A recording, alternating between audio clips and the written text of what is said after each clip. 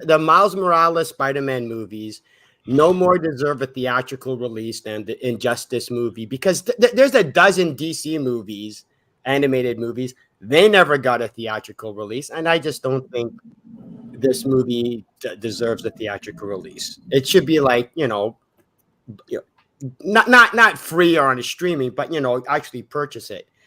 But this movie was just it pissed me off. I was getting pissed at this movie, and it was like it was great because I thought I was done. I figured I don't care anymore. But this movie found the sliver of fanboy hidden in the jaded and pissed the hell out of that fanboy. Yeah, I was not happy with this movie at all. So can I hear it now? Some trash takes coming in. Yeah. I feel you, Arkham. 100%. It said, "Damn, I wish I could tune in, but I don't want to be spoiled." Phase. Yeah, I feel you, man. And if you don't want to be spoiled, then definitely, Yeah. you want to skip this one. Oh, is that from my stream, right? That's Yeah, why it's got the clips. Yeah. Cool. Because we are definitely going to be spoiling this movie. So, Arkham, if you're around, I don't know if you're around right now, but I guess you can jump in. No. Yeah, no problem. Yeah. Sorry, we're both co-hosting, so. So do you want to know what I thought? Yeah, go ahead. I really like the Miles character. I never knew that I would like the Miles character. He's now, for me, the third best Spider-Man that we've seen cinematically, behind Tobey and Andrew. I think he's the third. Tom is somewhere underneath Spider-Pig. I honestly, I don't. Spider-Ham. It's not Spider-Pig. It's Spider-Ham. Spider-Ham. Sorry, and Spider-Noir. He's somewhere underneath that. But what I really liked, I didn't mention in my last review, what I really loved about this movie is that they actually, you actually saw the maturity in both skill as Spider-Man, but also in terms of who he is in Miles in this movie. So that was a good thing to see because that's been sorely missing from the MCU Spider-Man movies. Every single time we see Tom Holland making the same mistakes, making mistakes that are stupid, making mistakes that are convenient, because if he didn't make those mistakes, the film wouldn't even carry on. Right, like just dumb mistakes just so that you could have the film happen. And I hate when you do that, when the mistakes you make are plot conveniences just so that the story can actually happen, whereas as opposed to actual character moments that are going to lead to real growth. And that's what you see in these across the across the Spiderverse films.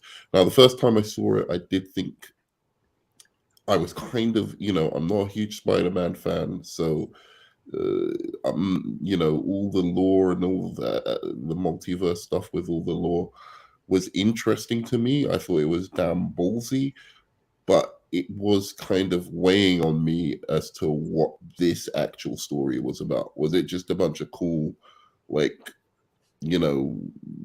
cameos and fan service and all of that kind of stuff, or did it have some substance in and of itself? And what you did is you got that substance towards the like an hour or something into it. So I think this might, because it's so heavy on all of that stuff, it might put off people who aren't like super Spider-Man fans.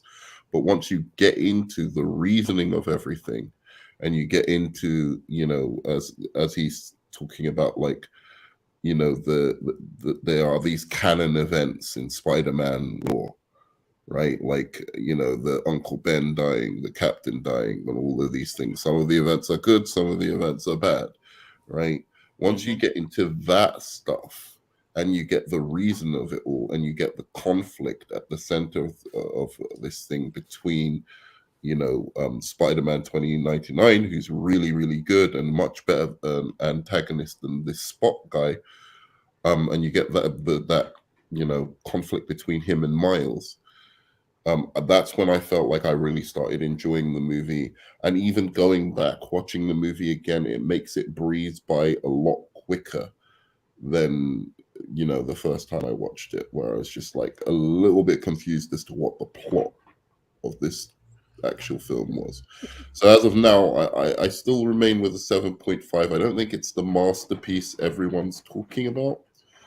I think it's top 20 comic book movies. I can easily see it in there. And I still think 20. it's top 20. And I still think it's around, I would say, my fourth favorite Spider-Man movie now. Good movie.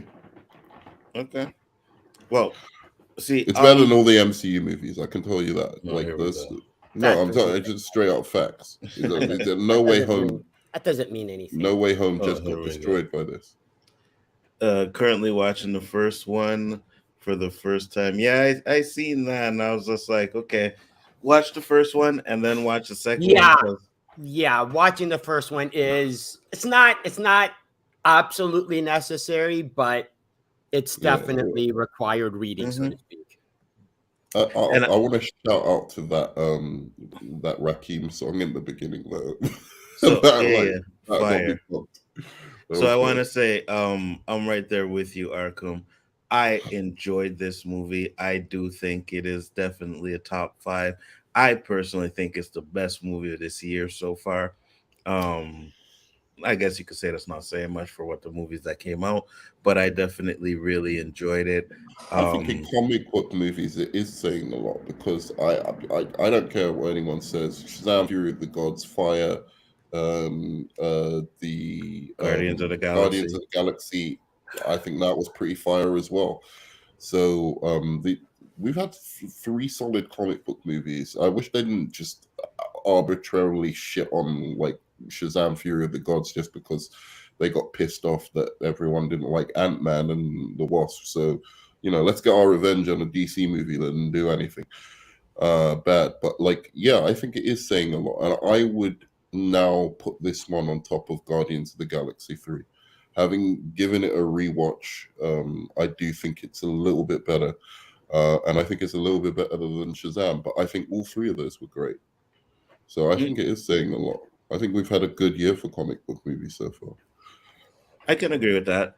I can definitely agree with that. But for me, I just think that this one is a little bit better than the rest. I think the writing is great. The soundtrack is great.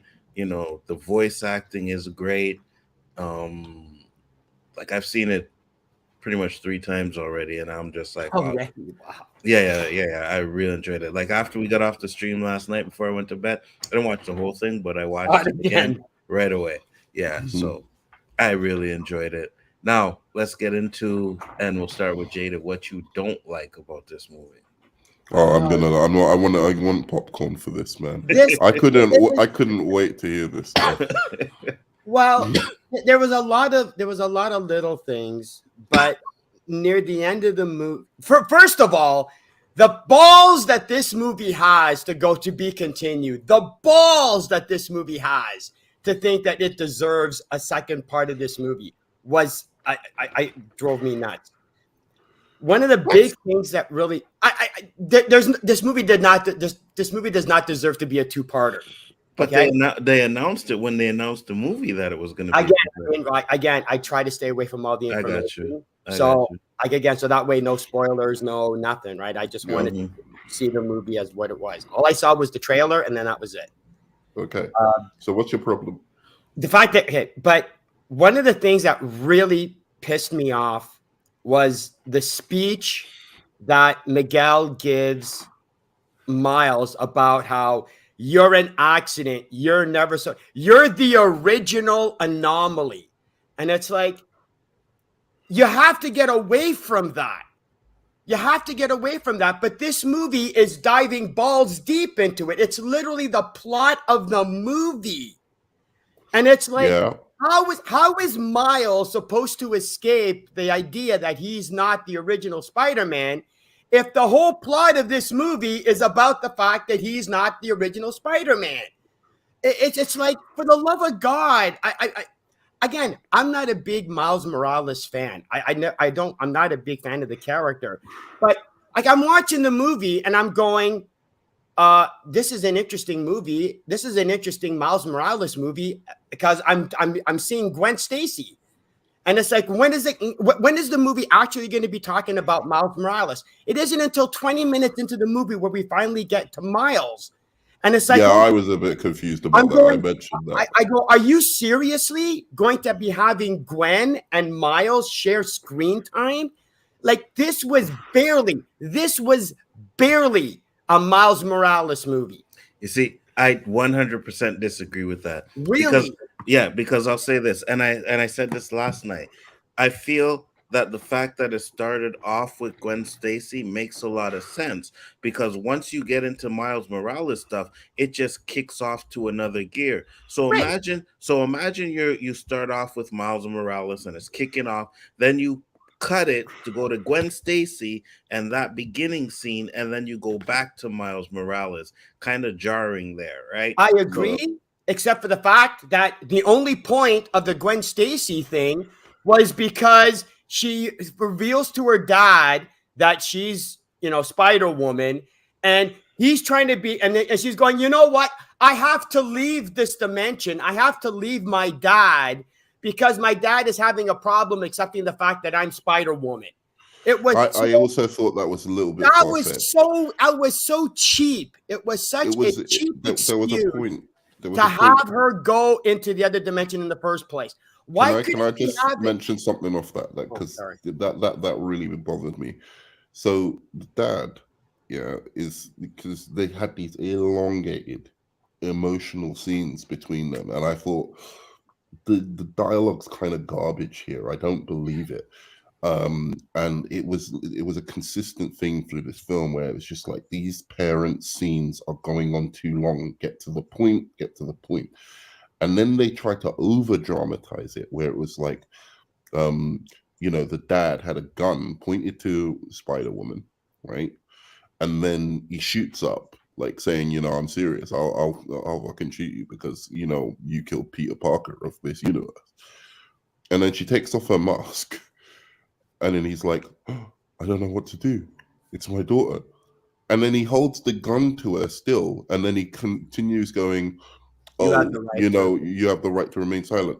Am I supposed to believe Gwen thought he was going to shoot her at that point? She could have escaped. Yeah, but like, what was he gonna do? Shoot his daughter in the face? So hold on. It wasn't about shooting her. It was about her getting arrested. He was going to arrest her, regardless. Yeah. Right? So okay. here's the thing. He's gonna arrest her. Now, so but now what's he gonna do? But hold on, man. Let me finish. But now, right? If she decides to stay, she has to run from her father for the rest of her life, or until her father comes to her senses. No, it was better off. Her father was going to come to his senses, but she didn't know that, though. In the next fucking, but she didn't know that, though. But she didn't know that, though. She didn't know that. I don't know, man. Right? It was an overly long scene that didn't really make sense. They should have done it so another cop was there. He said if another cop was there and he said that she was under arrest. Hold on. And he doesn't give a fuck. And then the dad starts fighting off that other cop. Hold on, let me finish. Stop it. Because I'm just trying to. I'm going to explain to you. In real life, we know a cop. And I know this cop, if he had to arrest a family member for breaking the law, he would. He wouldn't shoot them. But no one said about shooting them. We're not talking about shooting. He had the gun on her because supposedly she was a threat. It wasn't about shooting her. He was going to arrest her. Right. Okay. Look, she could have easily have left. Sorry, make it where another cop is there. That makes zero sense. That makes all the sense in the world. If there was another cop there who had just as much of a hard-on for Spider-Woman, right? Like, she reveals to her father who she is. She has to. And it makes it even more like, I have to, like, it makes the decision for her to reveal herself even more of a big deal because now she's revealing herself to almost the world because now the other cop knows. That would have made that decision have even more weight, and then have the father fight off that cop, and then she has to run into the multiverse because she knows. No, because then you could have seen that there was an actual threat to her at that particular moment. If her father's not going to reveal who the fuck she is. He was going to arrest her. What are you talking about? He was not going to arrest her. Really, there's no way that. Dude, you got to understand when they're from a father's perspective. Think about it from a father's perspective. Are you? If you're the type of father who would either reveal his daughter to the world or would like arrest her, or do something like that, then I really feel like you are telling me if you have a son who you think, because this is what the son's not thinking is just Spider-Woman, you think your son killed somebody, you're going to try to protect that person? Yeah. You're out of your mind. Unless he's unless he's some serial killer deranged fuck. I will try and protect him. But how do you know if it was like an accident or like? I'd at least hear him out. He don't know it's an accident, right? I would at least hear him out. Come on, man. This is my son. But the point is, you have to arrest them. I understand what you're trying to say, Anzo, but one of the themes with this movie is like, oh my God, parenting is hard. I don't know what to do. Parents suck. I have to be alone. And it's like, no, it's so forced that it loses its value. Parenting is hard though. No, it's not. I've done it twice. I've done it. It's not that hard. But it's not hard. But not everybody is like you, Jaded. You understand? Parenting is hard. Parenting is not easy. To raise a child, never mind, you're going to speak something. Mm-hmm. To raise a child and make sure that child is a benefit and not a menace to society is not easy, especially when that child has to go out there in the world every day and has a lot of peer pressure. I know a lot of kids, a lot of people that I grew up who had great parents, but they still ended up going down the wrong path. It's not easy. Okay. Now, a counterpoint to that. I agree with both of you in some. Not that we're trying to do a lesson on parenting. But I'm just saying, in terms of this film, those parenting scenes got redundant. There was another scene to say that, with this, because remember, this film, it seemed long because it took so long to get to this point of. I'm wondering, when are we going to see the other Spider-Man? And it's like, oh, look, there's 20 minutes left in the movie. Now we finally get there. Yeah, exactly. This could have been a two-parter still. But as you said, wrapped up that whole incident or that whole issue with, the alternate world, Miles Morales, right? Where he's the Prowler? Yeah, that could have wrapped up in this film, and then gone up. The second part could have been, him trying to save his dad. You just stole my shit. Yeah, I said that. I'll admit, Anzo even was the one who told me that, and I'm like, yeah, that actually makes sense. It would have made sense to wrap that story up because we know how that's going to go. I mean, he's going to get out of it, right? It's not like he's not going to get out of that shit. Mm-hmm. So we know from jump that that's not going to be like a huge surprise for the next movie. But instead, this movie spends so much time with these fucking parents. With these fucking parents all the time, and they're making their stupid jokes. And there's this whole bit. To stretch it out into two movies, there's so much filler just to fill it out. Let me just finish with this one bit in this film where I was just like, don't tell me any parent is going to say that. If you say this to your kid, then you're not a good parent. Your kid gets into Princeton, and you go, I don't want him to go to Princeton. Yeah, because New Jersey is too far.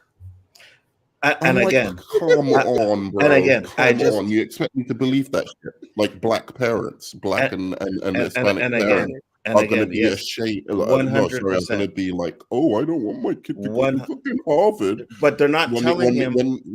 Because Never mind. You've been talking for like 20 yeah, minutes. okay, Can we sorry, have? go Can we on, do sorry, go. like tennis?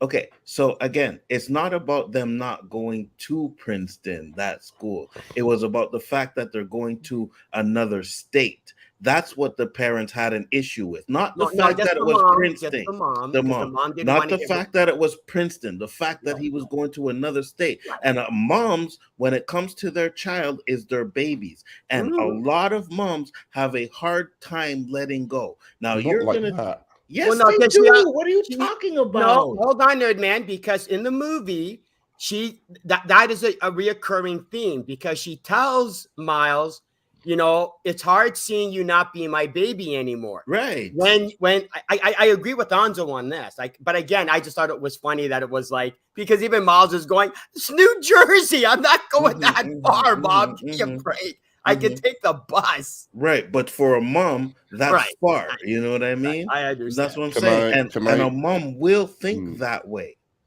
Okay, I don't want to like interrupt you like too much. Yeah, go ahead. I just want to go and say, I get that, but there's a different way of saying that. A mom is not going to be upset. Like if he was going to some bumfuck shitty college in the middle, in the middle of New Jersey, maybe she'd be like, oh, it's too far and I don't want you to go to that college. But if it's Princeton, a prestige college like that, it's very rare for like, somebody from that background to get into that college. Yes, I can see that she'll have hard time letting go, but she'll just say, baby, I don't want to see you grow up. Like, no, it's so weird to see you grow up. They won't be like, no, I don't want you to go to fucking Princeton. Just kind of let him no, go. They won't. Yes, I know, but it's like, and you could say, oh, it was a character arc, but come on, bro. There's no way a mom is gonna go. Yes, they will, because it's I've not never seen it happen in my life, and I've seen like my friends who've gone to Oxford and other universities around. I've never seen a mom because some moms, she might cry. Sorry, go on. Yeah, no, I'll just say this, because some moms can't wait for them kids to get out the house. To get the hell out. But there are other moms You're 18. out there who will feel this way, bro. Like it's not like it's something out of the ordinary. No, I agree. Well, it's okay. It's not that it's just that it was so okay. Aunt May loves Peter Parker. We got that. But it's not as heavy-handed as it was in this movie. It was just a little over the top, is what I would say. I think it was a little over the top. That wasn't a deal breaker or anything. Like the mom wasn't a deal breaker. I'm just saying. But I'll say this, that it was a little bit over the top. But what my problem was with all of these scenes, it's not just that scene, it's all of the parent scenes, is it just labored this point. I get it. She'll miss Miles. There's a problem with, the fact that he's got secrets and they know he's got secrets, but they don't want to like push him too much and blah, blah, blah, blah, blah. And the same thing with, what's her name's dad or whatever. Gwen's dad. It's like, it just went on too long. I got the point. Let's get into the multiverse. Let's explore these little, let's explore Legoland. Let's explore. Let's not explore Lego. Let's explore, what's it called? The one that I wanted to see was this Leonardo da Vinci land, right? The vulture. Oh my God, I hate the vulture. Yeah, hold on, Jada, before we get into that. You know what's funny though, right? Because if this was a DC movie, Nerdman would be talking about, oh my God, it was so fleshed out. It was so hold on. We got the parents, this and that. If it was a DC movie, reverse these two 100%. 100%. It would be like, oh my God, that was so great. It was this and that. You know what I mean? I love the way they fleshed out the parents and this and that. 100%. But now it's like, and then we'll say, spit this blasphemy. Let me finish. Because you would cut all of that out, and then you would get into the multiverse stuff and the action, and you'd be like, man, this movie had really no character development. All it was flashy action, MCU garbage, and all the damn jokes. You know what I mean? Like, that's exactly what you would have been saying, bro. Okay, you know what? I'm gonna let me respond to that because this is absolutely Just quick. You know what? Speaking of that, you know, in Wonder Woman movie, Queen Hippolyta was just laying it on thick. We got it, Queen Hippolyta. Can we just get Diana off the island? We get it. Mm-hmm. There you go. But wait a second. That was not like a I'm significant just part kidding, of the movie. and I'm kidding. That literally wasn't a significant part of the I movie. know. I know. Yeah. There's a balance to be made. In fact, I would have liked Queen Hippolyta to have a little bit more. You see? Time. You see? No, but there's a balance. No, there's a balance. There's a balance to be made. There's a balance to be made. One, I feel like it needs to be realistic. Two, all the jokes aren't like necessarily like packing it full of jokes and whatever, like to somehow, you know, ingratiate you to the mother and father. Like, I wasn't feeling all those supposedly humorous bits between them. I think they made the dad of Miles in this way too goofy for my liking. Secondly, I'm not against this movie because it's Marvel. I'm against the MCU. I like non-MCU Marvel movies, so I don't know where you're coming from with that. Like thinking that this is an anti-Marvel thing. It's just a critique of the movie. No, it's a critique of the movie. What Anzo was saying is that you give DC movies leeway that you don't give MCU movies. Mm-hmm. I don't give either of them any leeway, so there's a difference. Mm-hmm. Yeah, 100%. But this isn't an MCU movie, so Shazam shit. Oh, the family development in the Shazam movie. Oh my God, so family development in that. Blah, blah, blah, blah. You loved all that shit. That wasn't good. But that was because what they were saying felt genuine. It did not. It felt you have Darla going, I have a plan. I go, you're 12 years old. What's the plan? I'm not talking. Nobody questioned Darla. Nobody questioned the youngest member of the team of the family. Hey, here's an idea. Okay, he's gonna go on and on and on. Darla? The movie, but the movie can't have Darla explain her plan. Because if Darla goes, oh, my plan is to give the unicorn Skittles, they'd be going, what are you, stupid? For real. Okay, so first of all, that's not what I'm talking about. I'm talking about the emotional moments between the families. So, like, not to do with the superheroing stuff, just their stuff in terms of their relationships together.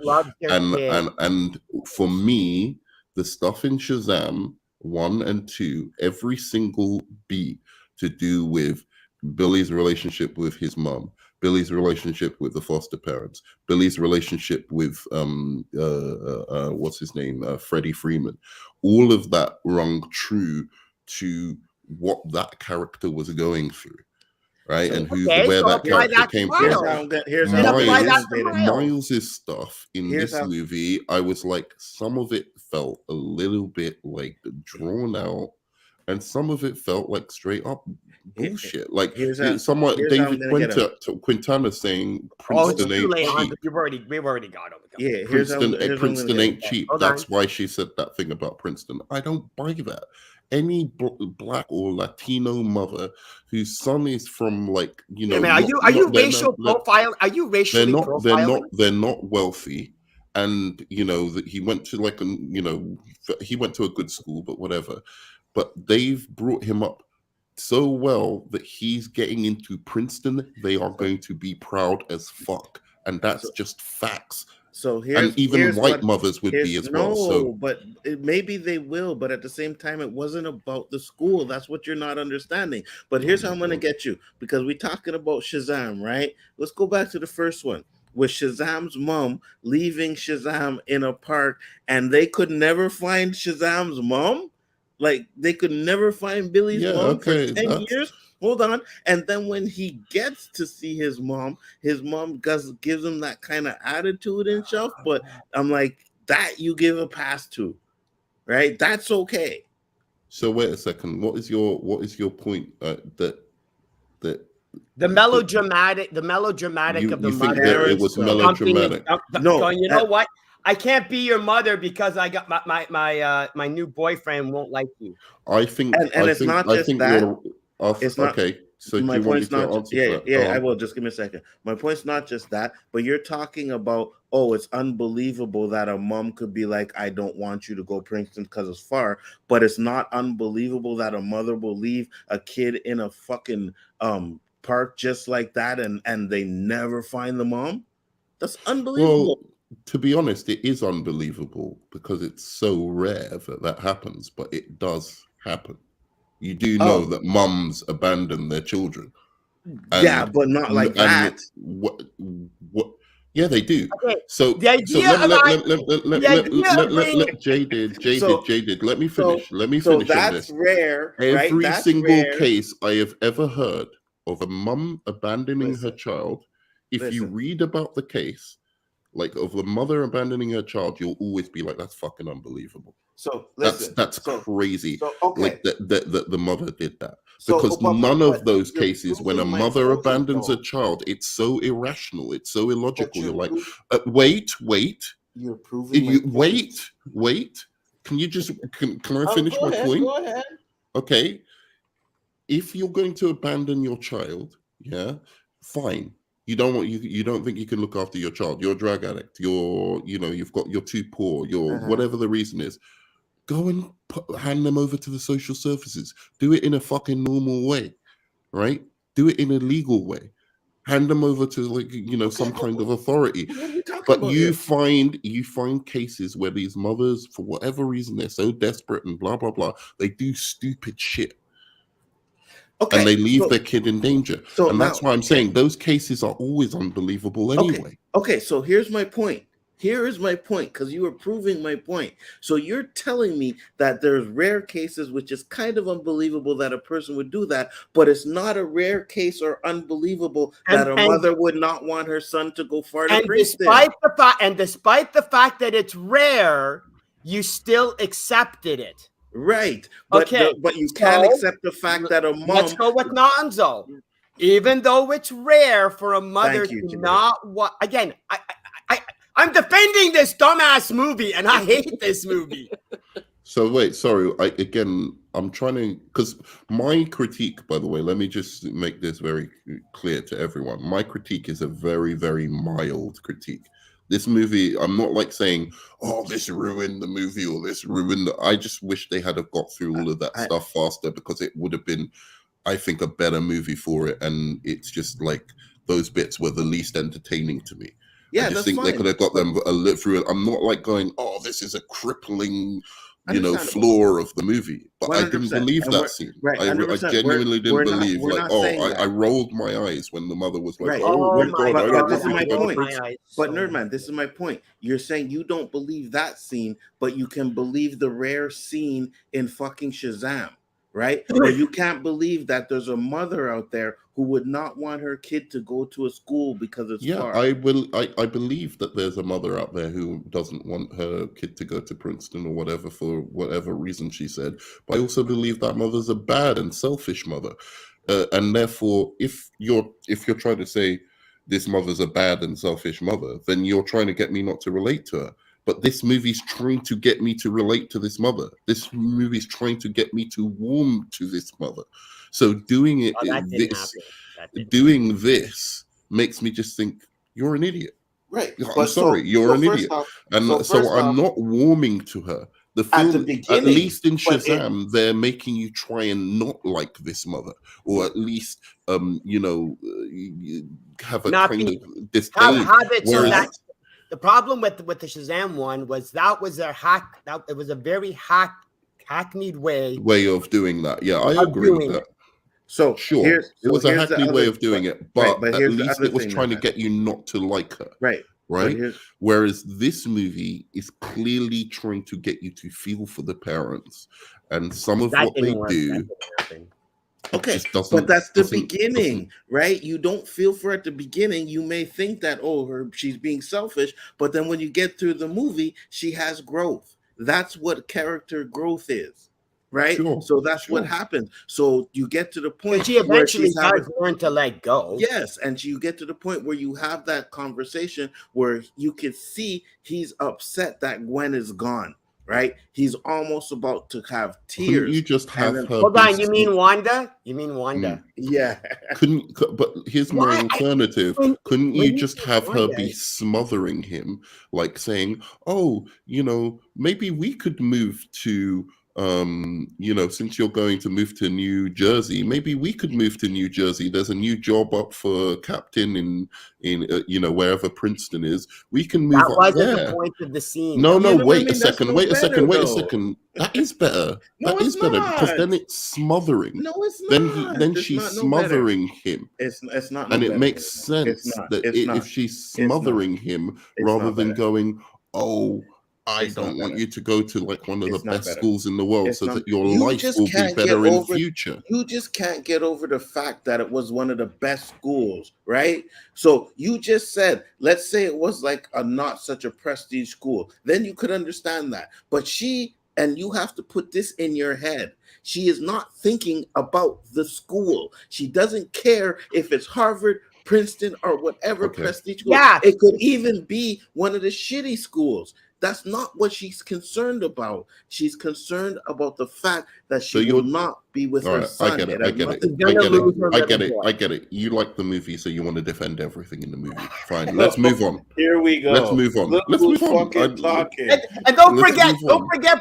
don't forget, ladies and gentlemen, he liked the movie too. Don't forget. You know what I'm I'm the saying? one that hated the movie. And he's just there defending this fucking crappy ass Shazam movie, but now he's telling me I like the movie, so I'm defending it. No, I Yeah, am. I'm I am fine. trying to You're going to explain defend it to you. everything. I don't defend everything in Shazam: Fury of the Gods.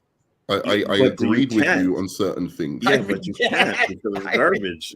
Like It's not. you know It's what I not. mean? It's not garbage. It's actually a 100%, really good it's movie. garbage. But It's it's a garbage. really good movie. It's better than this one. Absolutely not. And you know that. Absolutely not. It's not. It It's isn't. not. It isn't. But it's a good movie. It's a fun movie. It does what it wanted to do. It was just trying to be a fun family movie. So in No, that good sense, I debate think it though. executed it.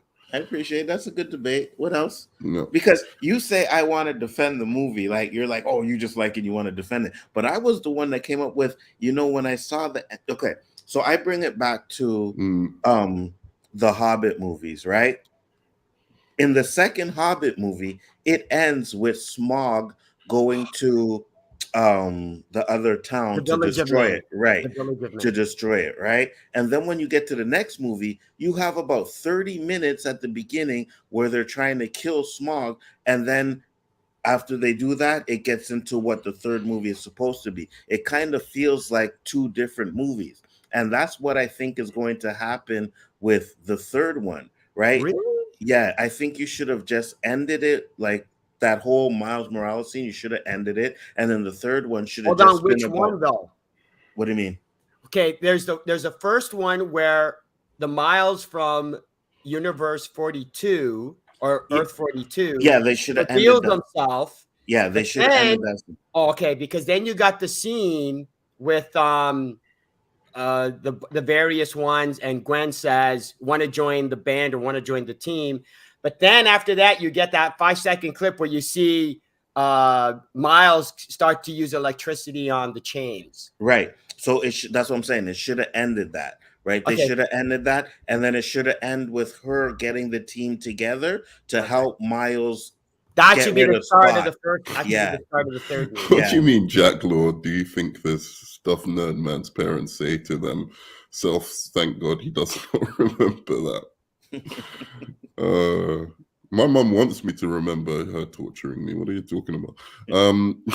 Yeah. So you guys remember the cartoons? I don't. Give us more context to that, and then maybe we can answer back. I remember my grandparents have a TV and VCR, so they taped them. what they did to them. Oh, okay. But so going back to the film, again, for the most part, I really like the movie. Now, one of the things I'm interested in talking about in IMAX, right? When I was watching this film, I loved every single frame of, the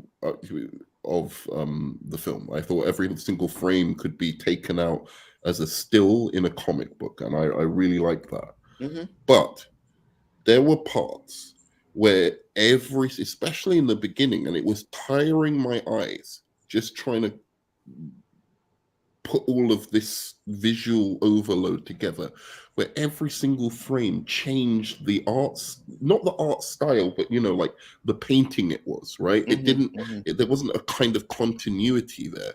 And I was just like, some of this is really unnecessary and distracting.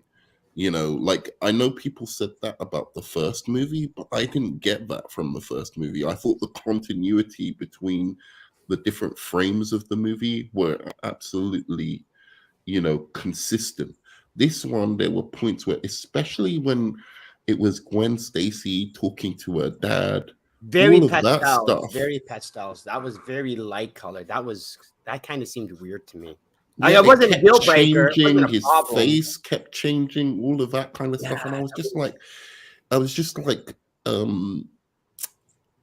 I don't know if this is. I think they're overdoing it a bit. It doesn't seem necessary in this scene, whereas it seemed necessary in some of the multiverse scenes where they're in the, going through different universes, and there's different characters from different universes interacting in the same universe. Then it would have seemed necessary, but at certain scenes, I'm just like, this is going overboard. So that kind of was distracting to me. I wanted to mention that, and then I was going to mention Spot, but we can talk about that after you told me what you think of that. Any thoughts on that, or should we move on to Spot? For me, what really got me, I hate Ben Reilly's character. I hate the whole Clone Saga storyline. Oh, right. Ben Reilly was my favorite character in this movie. I love the art. I love the art for the character. I loved when he was at the end of the movie, there's a scene, he's literally monologuing what he's doing, because that's what you do in the comic books. And it was like, how bad a movie do you have to be that you're making me like a character I hate? Wow. Wait a second. Isn't that a good thing? No, because I hate the character, but because the movie was so bad, I had to latch onto something. And the only thing I could latch onto was Ben Reilly. I don't get that because you like a character that you hate in the comics. That makes the movie bad. Doesn't that make it good that it made you like the character? So bad, a character that should have been a throwaway character, a character that there should have been a dozen characters that I should liked in this movie. I didn't like any of them. I didn't like anybody. Anybody. Can I say one thing, because I want to understand this? Why was he acting like that? Because I didn't get that. That was total inside baseball. It was inside baseball. It was inside baseball. That was the whole point. It was the whole brooding. It was the whole brooding thing that he did that was really annoying. It was like an Easter egg, so to speak. Because what did he do in the comics? What was that character? Who is he? He was okay. Long story short, it's a long story. Peter Parker dies or something, and then he comes back, but when he comes back, it's a clone who thinks he's Peter Parker. Then the real Peter Parker comes back, and we find out that it's Ben Reilly, and he was in other words, for years, a character we thought was Peter Parker was actually Ben Reilly. Like, as canon, the comic book went, for the last 3 years, the character you thought was Peter Parker, he was actually Ben Reilly. Yeah. Okay, sure. And then what happened? So why is he depressed? Was they split. Well, it was supposed to be a short storyline, but they ended up making it last like 2-3 years or whatever.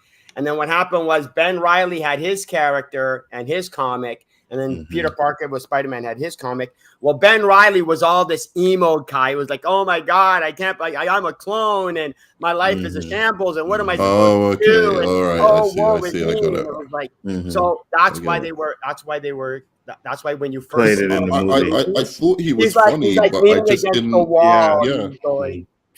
No, I thought he was funny, but I didn't know why. Yeah. I had to Like, explain who he was to my son too, right? Because my son had no idea who yeah. he is, But my son wasn't like really reading Spider-Man comics like that, so I was like, yeah, that's Because basically like every 2 minutes, I was like, "Who's that guy? Who's Who's that that guy? guy? Who's that guy? Who's that guy?" So it was like I was a little bit lost But at I The times. do. Rhino But joke was I so really, stupid.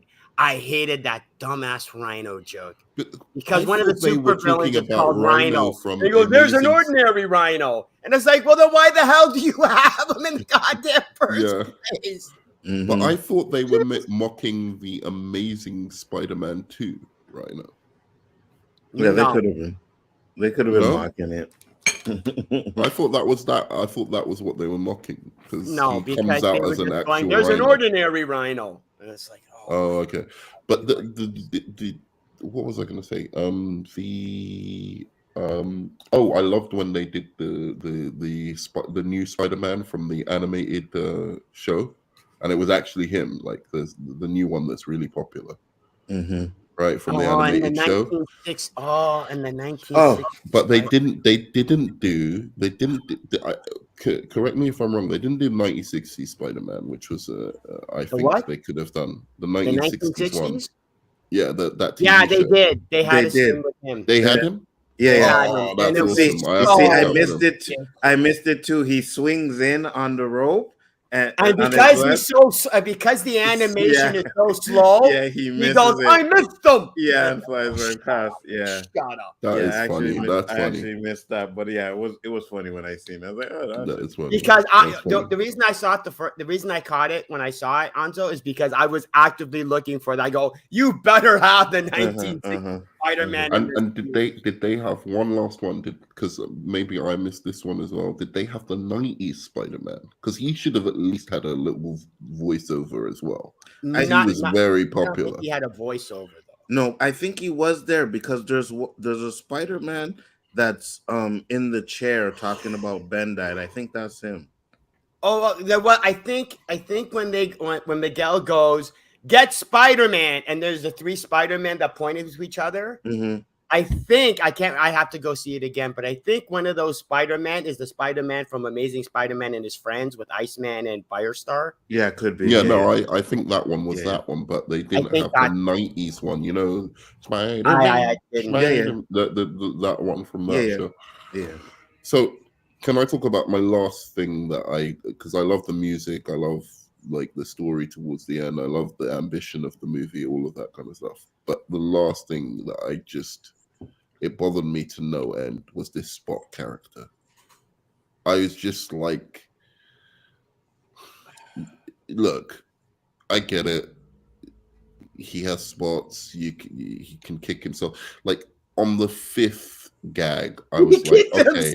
He kicked himself into himself. That was hilarious. Oh my That Yeah, shit god! was but hilarious. if that was the first gag to do with him, then it would have been hilarious. But there was like so many of these gags with the He fucking couldn't. Spot, But the He and couldn't and chemistry and even and was feel so. money and from an and, and ATM. they took so long with those fucking action scenes with him, dude.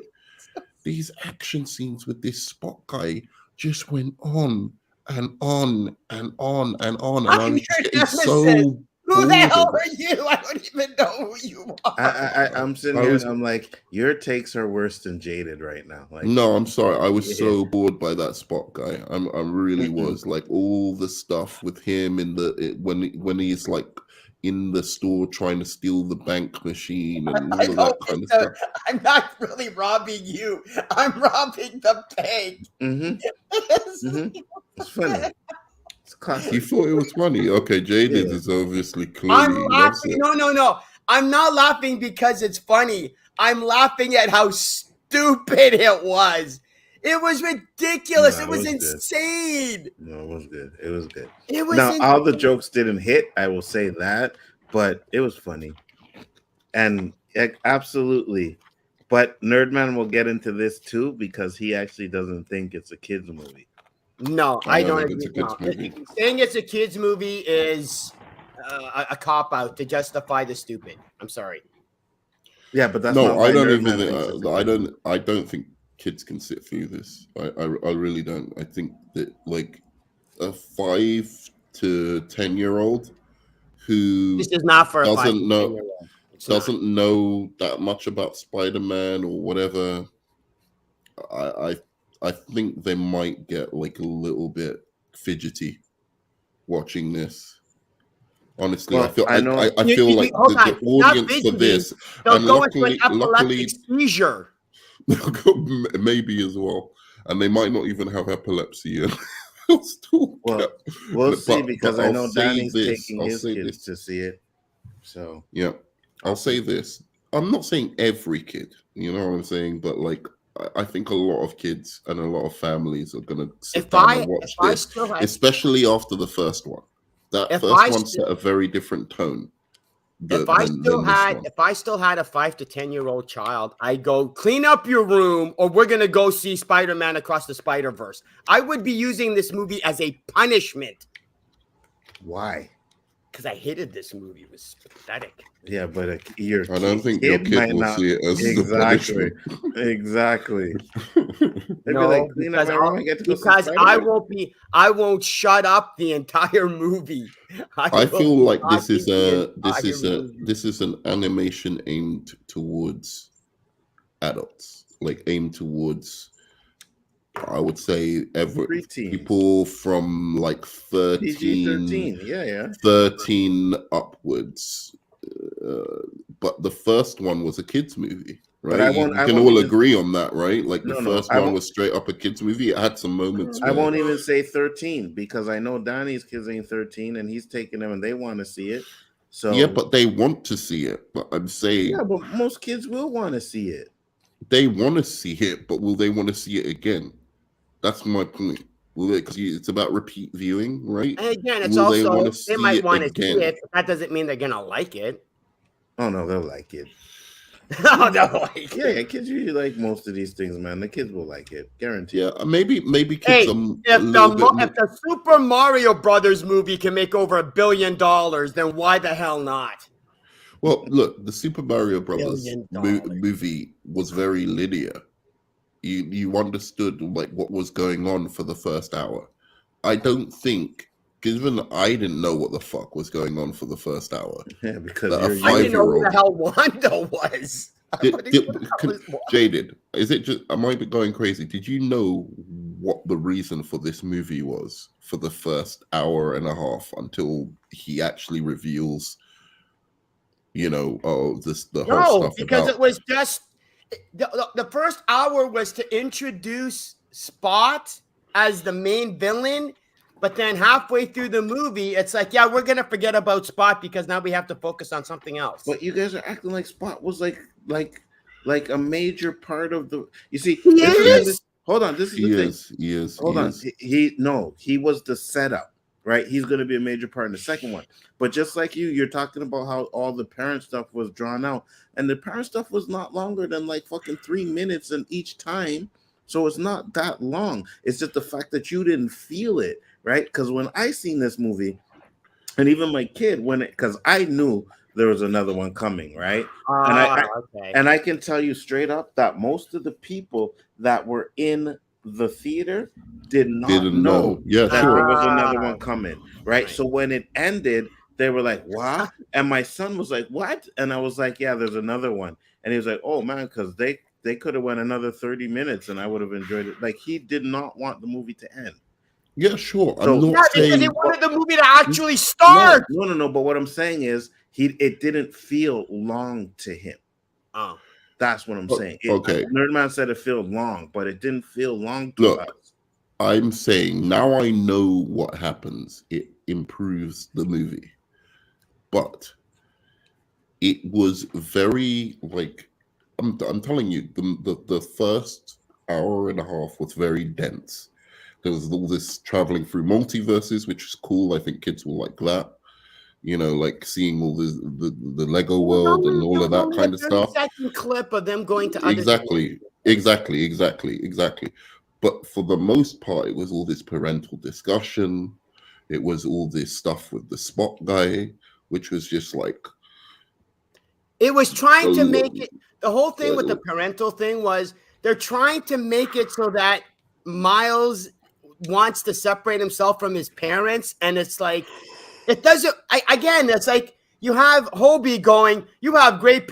He goes to Hobie. I have great parents. They want the best for me. They love me, and he's acting like that. Like this is some burden on him, and it's like it doesn't work, guys. You don't get to go. I have loving parents who want the best for me, and act like it's this weight on your shoulder. But some kids will, and I'll get to it again. Some kids will think it is a burden, And or they're it's like spoiled, because a lot of kids think they're adults, right?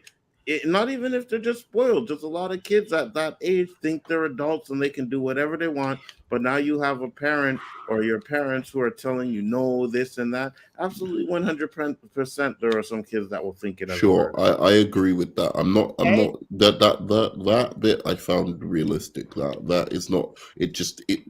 I got it. You know what I mean? I got it quite early on that was how he felt, and it just kept going on and on with the parents. But in any case, I didn't know what this movie was about for the first hour and a half, other than just traveling around these multiverses and da da da. I didn't really. Yeah, it was literally an hour and a half. It was literally an hour and a half of setup. That's all it was. Hour and a half of setup. The actual inciting incident in this movie, which is what makes the character go on the, have a reversal and go to something else, or sorry, let me just explain that properly. So the inciting incident, which is the thing that sets up the trigger for the rest of the story, was the revelation that happens an hour and a half into the movie with the dad, where he finds out that his dad is going to die, basically, and I've got to save my dad. That's a long time for an inciting incident. An inciting incident, really, we're used to it happening in the first 15 minutes of a screenplay. Because again, they're making it. It's because they're stretching it out into 2 movies. They had to fill it up with something, right? So I'm fine with it now. I know what it is about, but I do think that was a little long, and I don't know that kids will be as patient as adults. So I'm thinking that you're going to have a lot of families go and see this in the first week. Some of the kids are not going to enjoy it as much as maybe the adults or whatever. And then I think this movie is going to rely on adults going, or teenagers, adults. And I think it still could be really, really successful because of that. I think you're going to have a lot of repeat viewing from that kind of quadrant. But I don't know that they're going to keep the family audience that the first movie probably, enticed. I don't know. I kind of disagree with that. We'll see. We'll see. I wouldn't be surprised if kids love it as well. I mean, kids are smart, but like kids are not smart. Well, they're smarter than Birdman is giving them credit for right now. At least we can agree on that. You know what I mean? Birdman's thinking that the kids are just gonna go in there and they're like, "Oh, I think they're gonna be confused." These are the same kids. It's like the same kids that went to go. Here's the thing, though, Lonzo. These are the same kids that went to go see the Mario Brothers movie more than once. Mm-hmm. But look, that was a dumbass movie. I think if you sat a kid down and to watch everything, everywhere, all at once, they'd have the same problem. It would be like, "What is this movie getting at? What is it?" But that's what I'm saying about this movie. No, that's the only reason it's a kid's movie is because it's Spider-Man. No, totally the reason it's a kid's movie is because the central character is 15 years old. Sure, but the central character of Donnie Darko is 15 years old. That's not a kid's movie. I understand your comparison to Everything Everywhere All at Once, but at the same time, it's nothing like that movie, though. It is like that. No, it's not. No, it's not. It is. No, it's not. No, it really is. It's nothing like that movie. Absolutely not. Absolutely. That movie had so much different layers to it, right? Because you have them going Oh, through. I hated that movie. Don't look at me for defense. I hated that movie. No, I'm not saying for that, but I'm just saying the difference, right?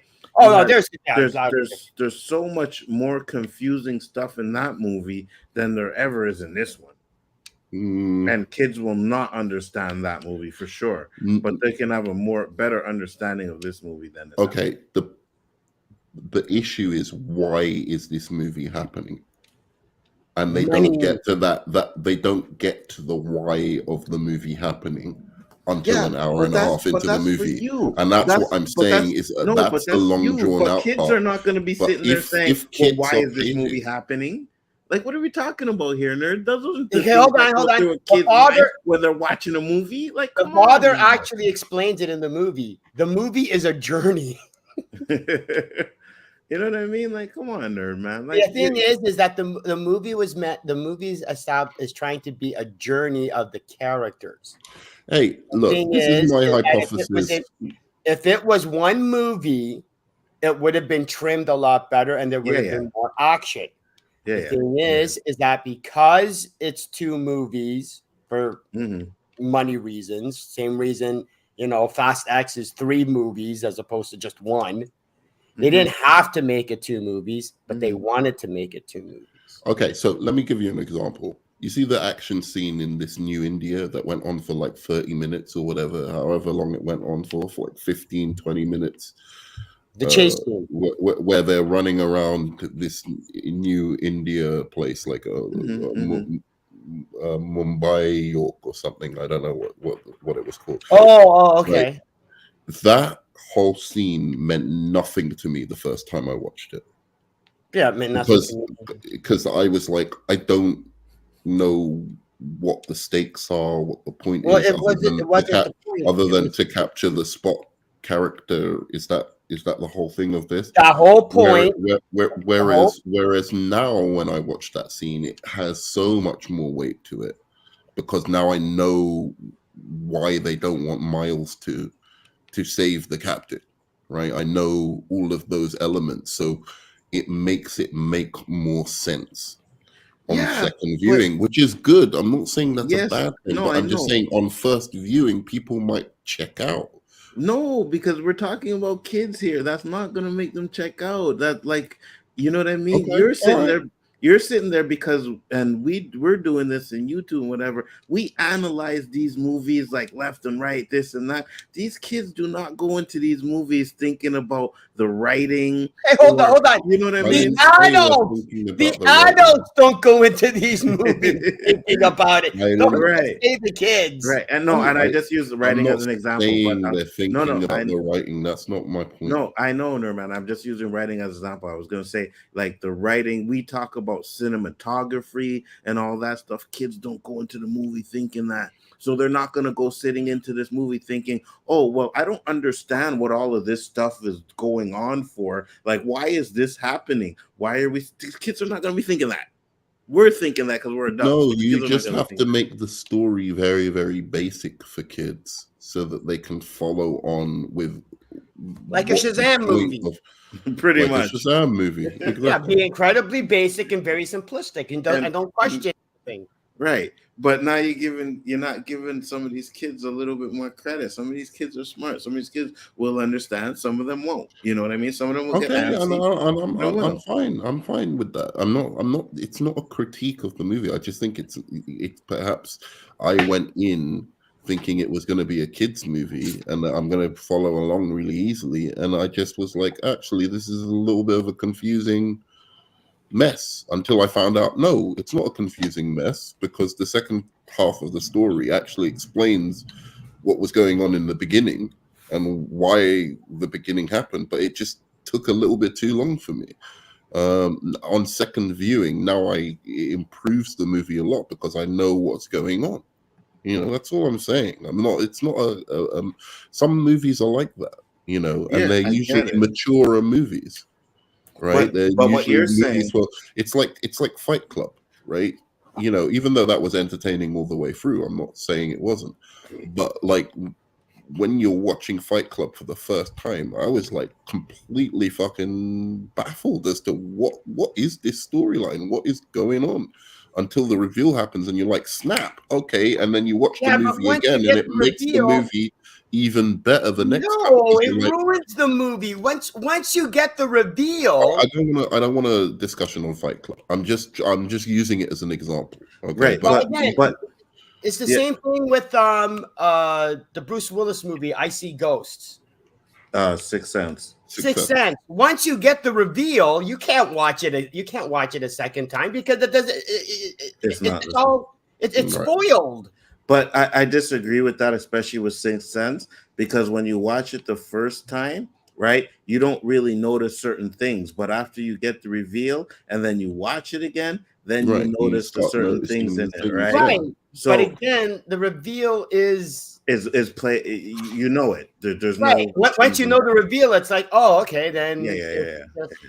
What up, Andrea? But here's what I'm saying though, because Nerdman, I get what you're saying about you and this and that. But what you're saying is that you think because you had that kind of thing that there are kids out there. Doesn't mean everyone is going to have the same problem. Yeah. No, you're saying that the kids will not understand it or have that problem, and that's we'll find out what the box office. We'll find out. That's what I'm saying. We'll find out. It's a hypothesis.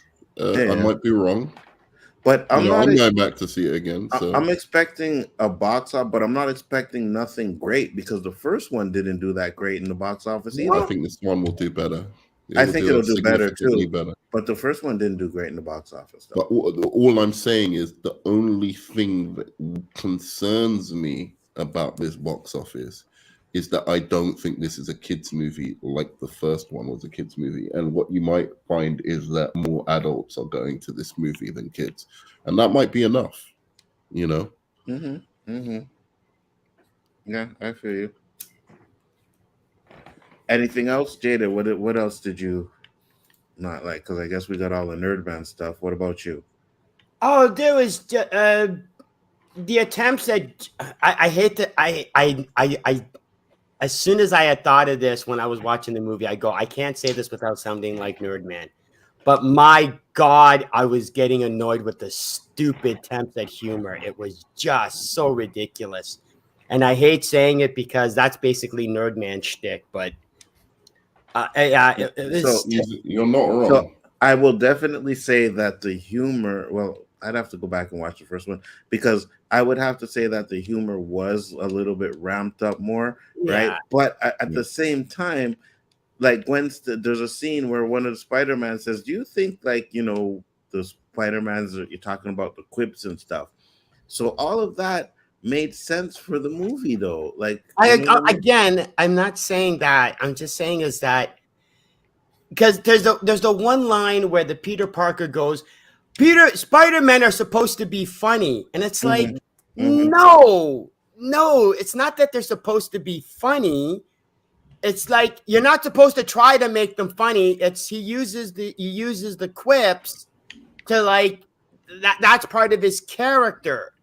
And it was just. So they're supposed to be funny. Yeah, they're supposed to be funny. And it's like, no, they're not supposed to be funny. No, they are. They are supposed to be funny though, but not funny the way this movie's doing. Like when he's fighting a supervillain, he'll make quips. He'll make smart ass remarks. I got that, but it's not like stupid stuff has to happen to him all the time because it's funny. It's like, oh, it's a Spider-Man movie, so we got to have them do all these silly things. We got to have a silly supervillain who can't rob an ATM machine. We have it's just there's funny and then there's silly. Yeah, but I think the Spot character was the worst offender when it came to that aspect of the comedy. This kind of slapstick comedy all the way, like in the beginning, and I was just like, it's getting so. I was like so over it. I just wanted to know what the story was. Okay, So I can kind of, I didn't have a problem with the Spot humor stuff. I didn't have a problem with it. But at the same time, again, we got to remember, like we said, this is a kids movie. Again, for that type of silliness, it's like there were like it's like with the Disney movies.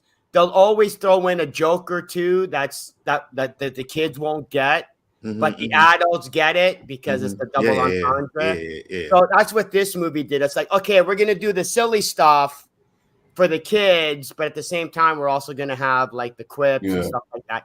For me, it was just so let me just say that. Go. No, you first. Go ahead, Norman. I was going to say the humor of the, like, say, for instance, Spider-Punk. That was the humor I enjoyed. I thought, and that was the humor that I saw in the first movie, like with the noir character, Spider Noir, and stuff like that. You know, that the first movie was more consistently that kind of humor, and that I enjoyed. This movie had a lot of like all this slapstick stuff that it just didn't quite work as in the same way as the first movie. I thought the first movie was a funnier movie. It didn't go over the top and it didn't labor these kind of jokes for like so long. But you know, the other thing about this movie. But wait, let Onzo should speak now. Yeah, hold on. I just wanted to say, because I'll forget. But Jada, when he was talking about Spider-Man, like we're supposed to be funny, I don't think he meant it in the way that you mean it. Like, you know what I mean? Oh. I don't think he meant as the slapstick funny. I just think as the quip kind of Spider-Man. Yeah, because Miguel is just so serious because that's his thing. He's moody and stuff. Right. I don't think they meant like this. Yeah, I understand. Yeah. The other thing about this movie was they kept forgetting Miles's powers unless it was necessary for the movie. You know, it's like there's that because he's fighting Spot in the beginning, never once uses his electrical powers. Because the movie can't have invisibility powers either, which you can't use it. But then you got the quick, you got the quick little clips, and then he goes up against I think it was like Armadillo or something. Just touches him once, uses the electricity, and then the Armadillo's gone, and then that fight's over. He's being chased by all the Spider-Man, forgets that he can go invisible. He forgot that he can go invisible. No, he didn't. It was his plan. He did. Because the only time he goes invisible is when he's at the building. No. When he jumps out the building, he goes invisible. When he first escapes the building, he goes invisible. The reason why he didn't go invisible is because he wanted all of the Spider-Men to chase him so that he could get back into the building with none of them there. Okay, but but here's the thing. There's no way he could have known ahead of time that he was going to get all the Spider-Men and not be able to have them chase him back in the first place. What do you mean he could not know that? Of course, they were chasing him from the start. Right. But I'm saying the only reason they didn't chase him back to the building was because he ended up going on a rocket ship or whatever that thing was, and they all started falling down. And it's like, so what? They could still have chased him back. He survived the fall. So could have they. So could have them. The whole planet is full of Spider-Man. Yeah. But okay. So can I? But apparently, when he goes back to the building, it's completely empty. There's nobody there, and the only people that show up is Miguel, Gwen. Where's the other two? Where's the other 200 Spider-Man? Oh, they're all gone. Let me just interject here. Once again, you start off with a premise where I think that's a reasonable argument that he's making, that he's forgetting his powers sometimes. Like, why isn't he using invisibility against Spot? It would make sense against the character with those kind of powers. You can't have the slapstick humor. Yeah, same. Yeah, exactly. So that kind of stuff, it didn't bother me, to be honest. But like, now you say it, I'm probably going to look back at the film and go, "Oh yeah." And then you got Avatar. There's like 12 avatars, and they can't stop. Like, what exactly did Miles do to be able to override the system that he has no clue how it works, but was somehow within 10 seconds able to override a system that the girl who's in charge of it creates 12 different versions of herself to try to figure it out. No, we can't do it because we need to have Miles go back. Again, that's I not wanted true to too, because she did end up figuring it out, and she was supposed to press the abort button, and she didn't do it. Yeah, and then he ends up getting sent back to planet Earth 42 because that's the spider that bit him. And it's like, why? Because it's called the Go Home Machine. It's the Go Home Machine. His mother Wait a second. I can explain that. So it basically sends you back to it analyzes your genetics to see which universe you should go back to, and obviously the genetics of that spider has altered his own genetics, right? So it identified the wrong place for him to go back to. They identified the place where this spider comes from for him to go back to. I want to move on to the abundance of stuff I love about this movie. After I'll let you finish your critiques because I'm done with my critiques. Those problems I had were literal nitpicks. We've gone on about them for so long, but I didn't mean it like that. I actually really like the movie. Yeah. Carry on with your critiques. So whenever it was Jaded. Go ahead. Oh, me? Yeah. Oh, I don't know. I'm just watching stuff and it was just pissing me off. I don't know. I'd have to go through the movie to just point out scenes. And again, the scenes that pissed me off, you'll look at and you go, no, but I enjoyed that. So it's not like, because again, it's based off of the personal viewpoints of the individual. You like the movie, you liked it. I'm not going to say that you can't like a movie. I'm just saying these are the things that bothered me. And I don't see where you're getting to hate.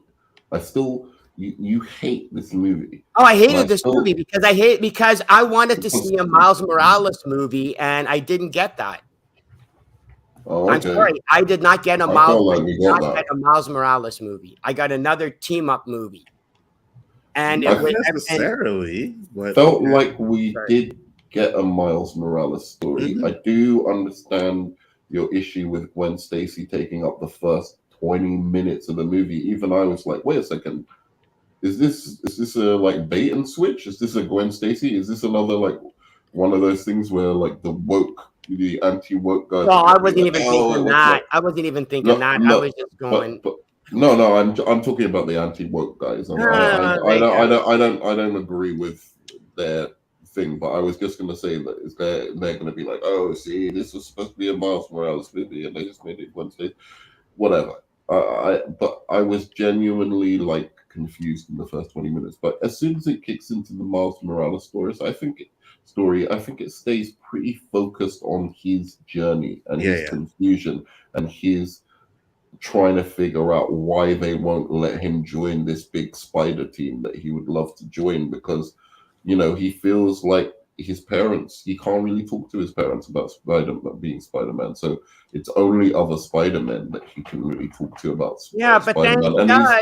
He's like, why are my friends from the first movie, why are they abandoning me? Why are they not coming to see me and so that I can share my experiences as Spider-Man with them? And why couldn't they? And why couldn't they? Why couldn't they? Emotional journey. There's literally no reason why they couldn't have. There's none. Because they're not allowed to. By who? Wait, how did Miguel get to be in charge? How the hell did Miguel? You want the story of how Miguel? And everybody and everybody has to suddenly do what Miguel does. Okay, can I just ask? Especially Spider-Punk. Why the hell does he care? Okay, he didn't. That's why he left. But he wanted to be part of it. But he ended up being part of it. No, he really wasn't though. Because even when the scene where he's talking to Miles, he's asking Miles why do you want to be a part of this? You know what I mean? He was never really a willing person. I understand that, but I'm just saying is that why is Miguel in charge? That's what gets me. And, here's the other one. Because the plot element, because of the canon events, that's going to possibly cause the the unraveling of all of the universes, and I'm going, well, what about Spot? Because he goes, you're unraveling all the universes. And then Miles goes, that was Spot. And then Miguel completely ignores it and goes, no, you're the reason. You're the fault. You're the problem. And it's like, no, he's not. No, he's not. Because he did one event and I just like, oh, okay, maybe we can fix it if we're lucky. And then they never bother to go fix it because the rest of the movie is about chasing Miles. What about, okay. What are you talking about? They did try to fix it. No, they didn't. They Yes, never they go did. back to the planet. But they didn't. They didn't have to, because when they were there, they tried to fix it. Like after everything happens, the blacks. They left the machine there. Yes, that's right. They left the machine there to try to fix it. Yeah, there's a machine they have to fix it, like the big spider thing, a machine that they use to try and fix it basically it's called the Deus Ex Machina. It's called the day. It's called. Oh, come on, that is so ridiculous. We got a machine. We got a machine that can fix. Oh, come on, that makes it even worse. Wait a second. Can you stop laughing, Jaden, for a second? Because wait a second. Just stop laughing. If their whole mission as an organization is to stop things like this occurring, it would make sense that they may have developed some science or a machine to stop those very things from happening.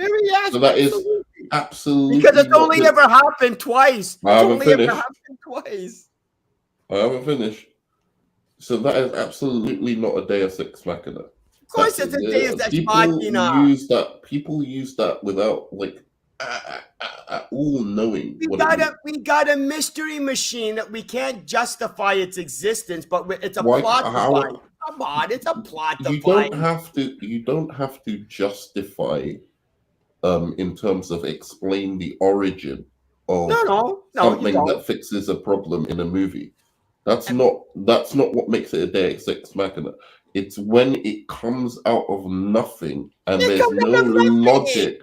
No, there's no logic to the story of why that thing would exist. Whereas in this case, these guys that's their whole reason for being. They have made a whole scientific community of Spider-Man just to solve this problem. So I don't need to know the engineering schematics behind how these Spider-Man made this machine. Okay, fine. So if that machine exists that fixes the problem, then why is there a problem? Whenever something goes non-canon, just send the machine and it fixes the problem. So here's Miguel's got his panties in his pants. Here's the thing: the machine is not guaranteed to fix it. It's there to help and try to fix whatever anomaly is happening. Okay. It's not guaranteed to do it, and that's what they did. They tried to do it, but it didn't work. That's why the universe ended up breaking apart. Right. But he never knew about because when Miguel's universe fell apart, he didn't know about it. Yeah, but they didn't have the machine. Right. They didn't have the system. Yeah, I'm not talking about Miguel's universe. I'm talking about the Indian universe. I don't think it's fallen apart. I think it hasn't fallen apart yet. The machine was still working on it. But your point still stands. Because it was falling apart because Miguel tells him when they're having that intervention, he tells them because of you. Know? Yes, he does. He says because of you, the universe is unraveling. Right. They tried to fix it. It didn't work. So the universe started to unravel. No. But I think they're still trying to fix it. I think it's still working on it. And what he's saying is if enough of those canon events are according to the rules of the movie, maybe it'll cause the destruction of all the Spider-Verses. And it's like, if enough Captain Stacy's are saved, maybe it'll destroy all the Spider-Verses. And it's like, break. Well, most of these movies are about maybes, right? You can't take the chance, though. You know what I mean? I know. And that's what I'm saying. And I honestly, it's a plot hole no, it's not that it's a plot hole. It's just it's lazy writing, because then there's no stakes. What? Because maybe it's okay. Maybe if you destroy the canon, it'll destroy the Spider-Verse. But when Miguel took over the father who died, that somehow breaks the canon, and then years later, the universe falls apart. But okay, when Miles saves the father, that has to be solved instantly because it's going to be destroyed. I'll give you one thing. There's no consistency. Now, I don't see why Miles saving his father is going to be the event as such that destroys the whole. Considering at the end of the movie, considering how when Earth 42, his father does die, and the universe doesn't fall apart, and Miles becomes a bad guy. Well, yeah, that's not canon. That's not canon. Because the captain is supposed to die. So he died in that universe. So what Miles wasn't captain yet. Yes, he was. No, because in this movie, whether he was captain or not is irrelevant. After that, he becomes captain. Sure. Okay, whether he was captain or not in that universe is completely irrelevant. Can I? Hold on. Let Nerdman go. Go ahead. Because that's irrelevant. Whether he was captain or not. What I'm saying is, it is relevant. Oh my god! I said one word. That was enough to trigger you. Okay. What I'm saying is, Jaded, I'm agreeing with you that it seems a little far-fetched that Miles wanting to save his dad is going to be the single event that's going to destroy the whole multiverse. For me, that is like, unless they care about Miles's universe itself being destroyed, if they're saying, oh, we care about each individual universe being destroyed, we never want to see a universe destroyed the way that I fucked up. Yeah, that's exactly what it is. But I don't think that's what they're saying. I think they're saying that there's a danger that if Miles saves his captain, then the whole... And if that's not the case, why even bring up the idea that the multiverse is going to be destroyed by this? Because what they're saying, that Miles is going to be some crusader who's going to go around saving all the captains. What they're saying is, it's not that Miles' one event is going to do it. He says if enough captains get saved, then that will happen.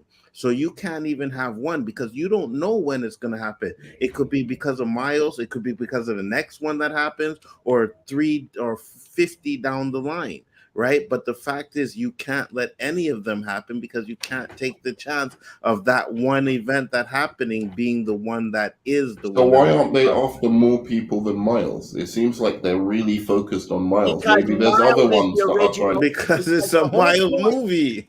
Because the whole I know. Miles is the original anomaly. That's the thing, is that the whole point was that Miles is the main bad guy in Miguel's mind, so to speak.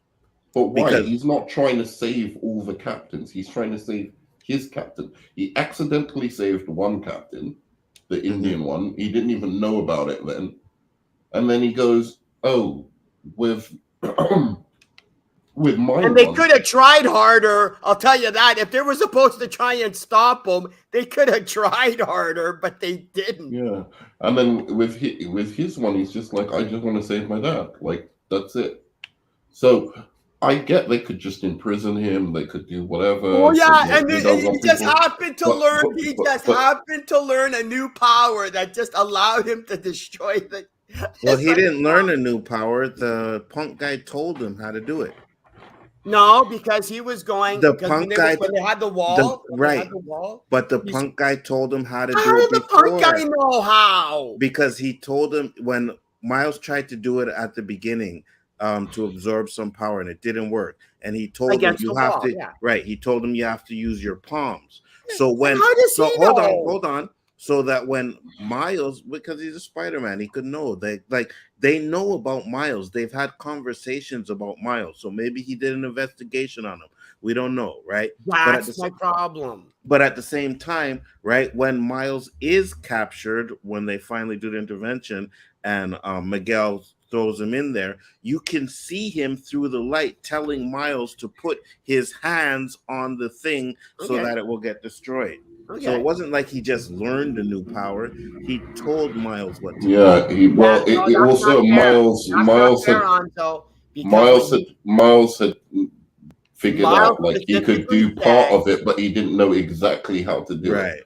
Right. So that's not fair because Miles, when they're at the wall because the Spot put all the defenses, they're trying to smash through it, and Miguel goes and Miles goes, "Hold on, I've been trying something. Let me do it now." So he's been trying something on, for who knows how long, and he hasn't even been able to perfect it.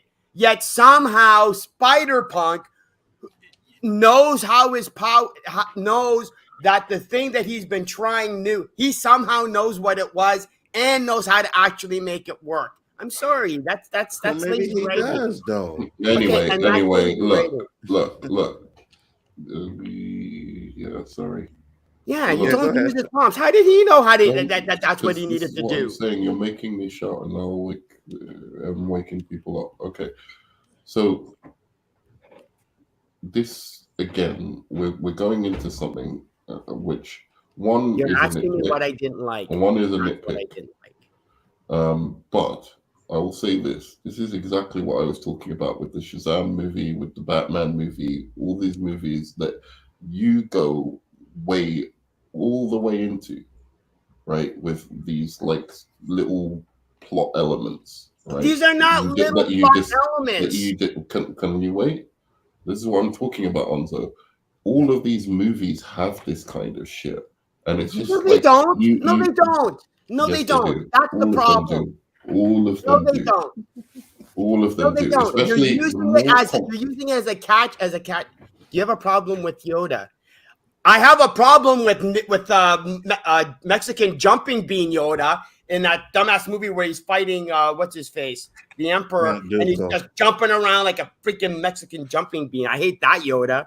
But yeah, no. Look, in any case, will agree to disagree because I do think all of these superhero movies have these. If you start thinking and unraveling what the main conflict is between the characters, you just start thinking, well, this is silly because right. So your defense for the movie is to get past all the stupid. Just don't think about it. But it's not real stupid. It's not. There's real stupid, and then there's this. And you're saying, don't worry about it. This level of stupid is just like. I'm thinking about it and I'm like, is the plot as tight as I thought it was in the beginning? No, it's not as tight as all that. That being said, it's like, how does Joker get all the bombs in the hospital? It's like, because he's the Joker. That's the answer. It's because that's not a good enough answer. It's called lazy writing. It's called lazy writing. I don't think so. But I wanted to talk about some of the things I really loved about this movie. Finally. Hey, Mike, if you want to come in here and like put Jaded in his place, let me know. Oh, please. I'll send you the link. Because, my God. Mike. Hold on. If Mike's coming, I'll be right back. Hold on. Go ahead. But anyway, so my jaw was on the floor in some of these scenes that I was seeing with the multiverse. I have never seen something done so ambitiously and so without like. I got ice cream. I got ice cream in case my show. With zero fucks given. They go into the Venom universe. They go into this weird Lego universe where they're talking to this Lego Spider-Man, and it's actually the Lego Spider-Man, the Lego Spider-Man voice. Mm-hmm. They have this whole scene where they're fighting a guy from a Leonardo da Vinci Spider-Man universe, which I really, really want to enter into. Mm-hmm. I really want to see what that universe is about. All of those different design aspects that they did for each universe and putting them together into a singular movie, I just thought was artistic fucking genius. no one can ever take away from this movie that it is the It first took three to do all of that Spider-Man. and do it It, so ballsily. it took three So Spider-Man to take out a Renaissance vulture. Try to wrap your head around that. A vulture from the Renaissance area was holding his own against three Spider-Man. Give me a break. Oh my God, really, Jaded? Yes.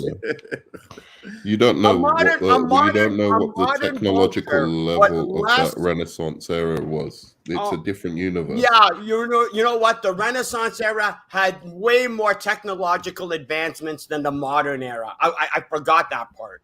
Maybe in their universe it did. Maybe they were technologically And ahead it's by the a Renaissance. vulture. He's flying with paper mache. Rip his costume off. They so did. He can't fly anymore. They did. They ripped off one of his rings and it grew back. And he kept flying. It grew back. Yeah, it grew back. How does it grow back? Oh It's paper mache. Okay, so that was one bit I loved about the movie. Thanks for ruining that for me, Jaded. Second bit I loved about the movie. What did you think was going to happen when you bring me on? Second part, loved the soundtrack. The soundtrack was awesome, and I think the way they blended the soundtrack into the story was just exceptional, and also the original score, really great. There are other aspects, but I want to hear like aspects that you loved, and maybe you can comment on what I was talking about as well, with how ballsy they went with the multiverse stuff, because this is the best multiverse comic book movie, I think, in terms of sticking the landing with actually exploring and visually representing some of these multiverses. And I would have liked to see more of the inside of those universes. Like I would have liked to see just like them go to the India universe, and at first, before they get into some big action scene, like just hang out with the Peter Parker from that universe, right? Or go to the Vulture universe with the Renaissance thing. I would have liked to see just a little bit of how that society worked. But apart from that, the fact that they even went there, and you again, Lego universe, they were straight up talking to the woman from Venom. There was so many. Danny Glover was there. Or no, is it Danny Glover? Is that his name? What's his name? You mean the Prowler? Yeah. Donald Glover, isn't it? Donald Glover, yeah. Donald Glover was there, not Danny Glover. Yeah. All of that stuff I really, really enjoyed. And it didn't feel like it was just fan service. It felt like it was weaved into the story. Oh, it was fan service. When I saw the Venom universe, I'm banging my head. It's like, oh, give me a break. Why? Well, Can I have some gum? It's like, shut up. Oh my God. I swear, Jaded doesn't like anything. I will say this, Nerdman. I agree with you 100%. I really enjoyed the fact that we got to see, even though there were little glimpses, I really enjoyed the fact that we got to see a bunch of multiverses, right? And then you get into, where they're in the lobby and you're just seeing all these different types of Spider-Man, which just shows you how big the universe actually is, the multiverse is. I love that. I loved it. And I love the fact that this is it's not the only film, but like there's quite a few comic book films that really feel like they're comic books first. Like they're bringing the feeling of reading a comic book into the cinema, as opposed to just making these comic book characters into like a simple action movie. I felt like this is what it feels like when you're reading a graphic novel. So I haven't read that many. I don't think I've read any Spider-Man graphic novel, to be honest. But certainly, I got the feeling of like Yeah, okay, I'm not arguing that, but that's because they retcon. That's because they retcon how Shield worked. Because of course, originally it was Tony Stark's father. Forget his name. It was Tony Stark's father that started S.H.I.E.L.D., but then they retconned it. Then, oh yeah, I know that S.H.I.E.L.D. and Hydra have been around for thousands of years. They just retconned it, Mike. Come on. You know that better than anybody. Why are you looking at me like this? I thought Howard Star, thank you, Bush. Yeah. Oh, it looked like Nerdman's getting in trouble. Jaded is heating him up and he's speaking too loud. Nerdman's getting in trouble. But what about you? You obviously had an issue with the multiverse stuff. You think it was fan service? Why? Well, no, because there was really only the Lego one, the Venom one, and wasn't there a third one? Yes, there was. There was the first one he went into with the little girl with the blonde hair. Oh no, there was the woman. The woman hit him with the purse. Yeah, that that one. I have no idea what that one was. That one went over my head. I know the character. I've seen that little blonde girl with. Yeah, I've seen her before. I just can't remember where it's from. That one went over my head. I did not get that reference. Mm-hmm. That was referencing something. I just can't remember. Okay. I think maybe Mike will be able to tell us, or someone in the chat can tell us who that first one was. But that little girl with the blonde hair, and it kind of looks like thick dreads or whatever, the way her hair is drawn. I know that from somewhere. When I seen it, I was like, I know this from somewhere. Oh yeah, okay. There were some. There were some that I missed, and I didn't really catch all of it. But like the Lego one was just. I don't know. I was just getting flashbacks to the Lego movie, and I liked the Lego movie. Don't get me wrong. Wow. I actually did like the Lego movie, but when I saw the Lego the Lego universe, I was like, really, you don't really. I get it, but what bothered, what ticked me off, what was okay, because so the Lego Spider-Man somehow is able to communicate to Miguel in another universe by simply talking to him, and it's like you're like one of my top agents. So when Miguel had told Lego Spider-Man that he's one of my top agents, when they were chasing Miles, I was expecting to see a little. I was expecting to see a little Lego Spider-Man. That would have been funny. Yeah, that would have been funny. Like I was actually looking for that little Lego Spider-Man. Yeah, that would have been funny if they did that. That would have been funny. And I agree with you. They could have did that. I enjoyed them going to these multiverses though. I thought it was like Nerdman said, and I can understand why he says that Multiverse of Madness wasn't really a multiverse movie, but you can't say that about this one. Like this was straight up. It's literally about all the multiversal Spider-Man. Right. So why do you say it's fan service if that's what the movie was about? I didn't call it fan service. Yeah, you said that the multiverse stuff was fan service. You said that earlier. If I did, it wasn't really. That was the Venom one was fan service. That to me was fan service. The other ones weren't because like so the Lego. Yeah. The Lego Spider-Man can't be fan service because that was like the first time we ever saw it. So why do you think the Venom one was? Because it was the shopkeeper, and you see Spot show up, and she's like, "Yeah, this happens all the time." Because she goes, "To you, it's like a Tuesday," and she's like not impressed that there's the super villain. It was just unless you saw the Venom movie, you would have not understood the significance of that scene. So by default, you have to be a fan of the Venom movie to be able to understand the point of that scene. Well, you don't have to be a fan of it. You just have to have. You have to have seen it. So that's fan service. That's what I'm saying. That's fan service. The shopkeeper is fan service. The fact that they actually went into those universes and it's part of the storyline means I feel like it's not just fan service. And also, how would I explain? It's like in the Spider-Man movie where they had Venom for 20 seconds, And then at the end of the movie, it's like, oh yeah, we're just gonna bring them back anyway. We're never gonna actually. Yeah, but it was fan service in that because it didn't even make sense as well. Because it's like, why did and Venom? It served no purpose. Why Guess because what? Venom didn't Served no even know purpose. Peter Parker? Okay, But I'll say this. The scene. Hold on. And the scene of Spot talking to the shopkeeper in Venom in this movie served no purpose other than being fan service. Doesn't advance the plot. Doesn't do anything. He just comes out there and he just starts chatting with her, and then he goes, hey, "Can I have some gum?" and then leaves. And yeah, also why would he think that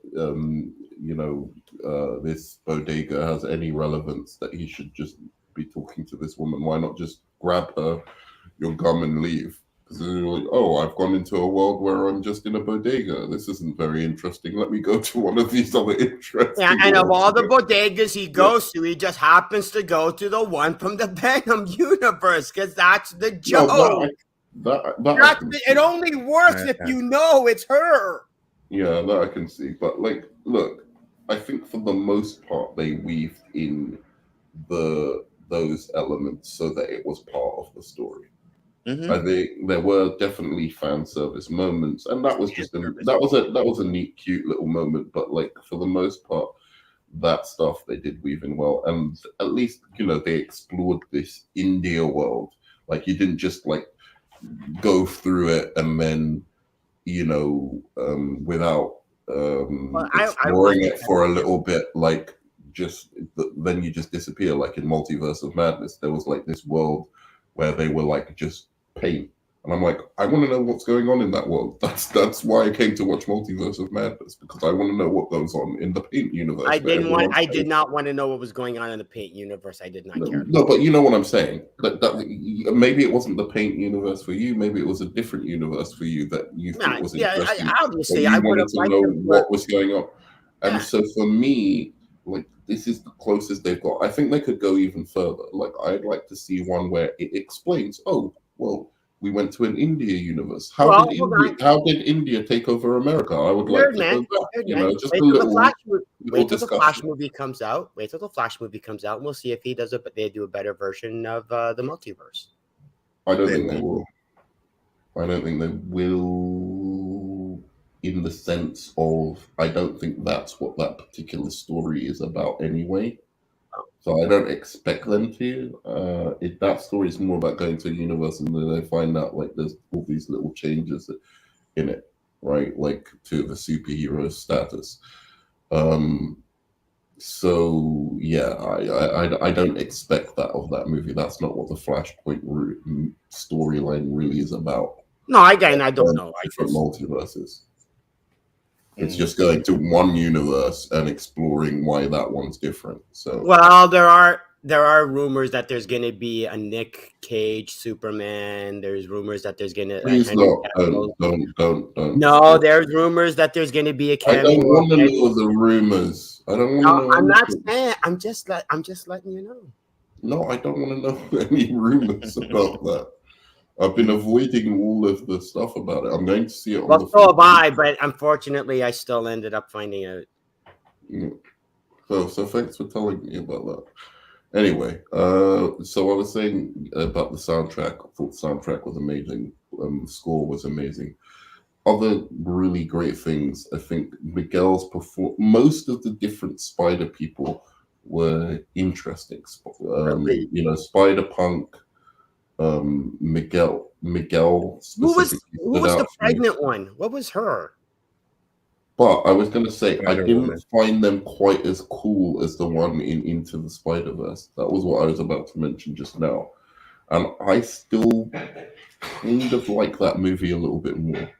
Into the Spider-Verse. I've got my reasons. I can understand why people would like this one better, but I like Into the Spider-Verse because it's a little bit more linear, a little bit more accessible, and also I found the like Spider-Ham and Spider-Noir, I found them a little bit more fun as characters than the ones that we came across in this one.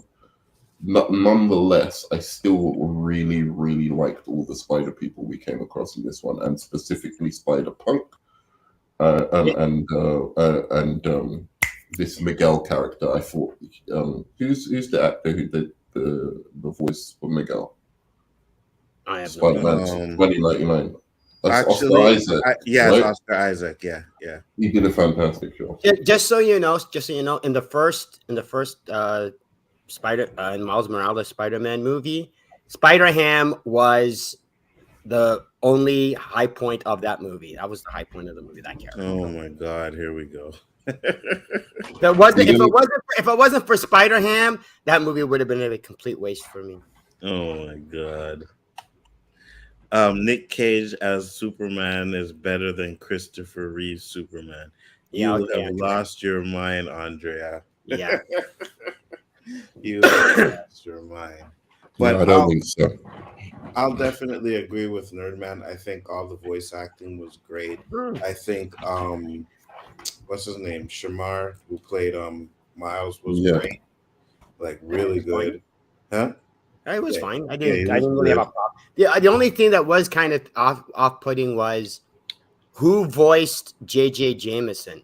Because I think there was 2 different times you hear J.J. Jameson. Yeah, we know. I didn't catch who the voice actor was. I actually thought it was the original J. Jonah. What's his name? Oh yeah. Yeah, I'm gonna look though. I'm gonna check the cast. I was going to say the one of the other positives. I think it must have been the guy who voiced J. Jonah Jameson. It has to have been the same guy, or maybe somebody from the animated series, possibly. But that would have been a missed opportunity if it wasn't at least the guy from the animated series. I was going to say that I liked the growth of Miles in this. Even though his parents were a little bit annoying, I liked his growth and the fact that he wasn't just making silly mistakes like handing over nuclear bombs to, Mysterio to be able to cause the drama in Wait a minute. You mean he not making any silly mistakes like saving the captain's life and causing the universe to be destroyed? Yeah, but he didn't know that. Not silly mistakes like that. Not silly mistakes. How was he going to know that? Well, how did Peter Parker know that by interrupting Doctor Strange that was going to cause it? No, just He didn't know. Answer the question. How was Miles supposed to know that saving people's lives? Okay. Yeah, exactly. And neither was Peter Parker. From Holland, Peter Parker. Yeah. He had no idea that interrupting the spell was going to do anything. No, it was J.K. Simmons, just to let you guys know. Wait a second. He did know that doing this to the spell would. But that's a silly mistake that caused the problem of the film. I said that's literally in the film that Doctor Strange is actually telling him, "Stop talking, interrupting, you're going to mess up the smell." Right, but he needs to have no knowledge of that. All I'm saying is that the mistakes Miles makes in these movies, and specifically in this movie, all of it makes sense. All of it has emotional, kind of, logic to it. That he says, "Hey, what are you talking about? Spider-Man are here to save people. We're not here to just let people die. My dad's gonna die. I've got to save him. You're crazy if you think I'm not gonna save him. And I'm gonna figure out a way to save. I'm gonna figure. No, Peter Parker goes. They have to die. Uncle Ben has to die. Sure, I understand that. But if Peter Parker knew at the time that Uncle Ben was going to die, he would have tried to stop him. He would have tried to stop it. And that world doesn't have Spider-Man. Okay, so what? You can say that. You can say, look, Peter Parker, 40-year-old Peter Parker can say that in hindsight, but he knows if he was like, that's why he's going after him in a much more, like, you could see he's trying to like empathize, and he's the way they're interacting with each other, he's trying to like get Miles to just stop, just to listen to him. But Earth 42, whereas 42 doesn't have a Spider-Man. Earth 42 doesn't have a Spider-Man. Yet that doesn't cause the universe to destroy because it's non-canonical.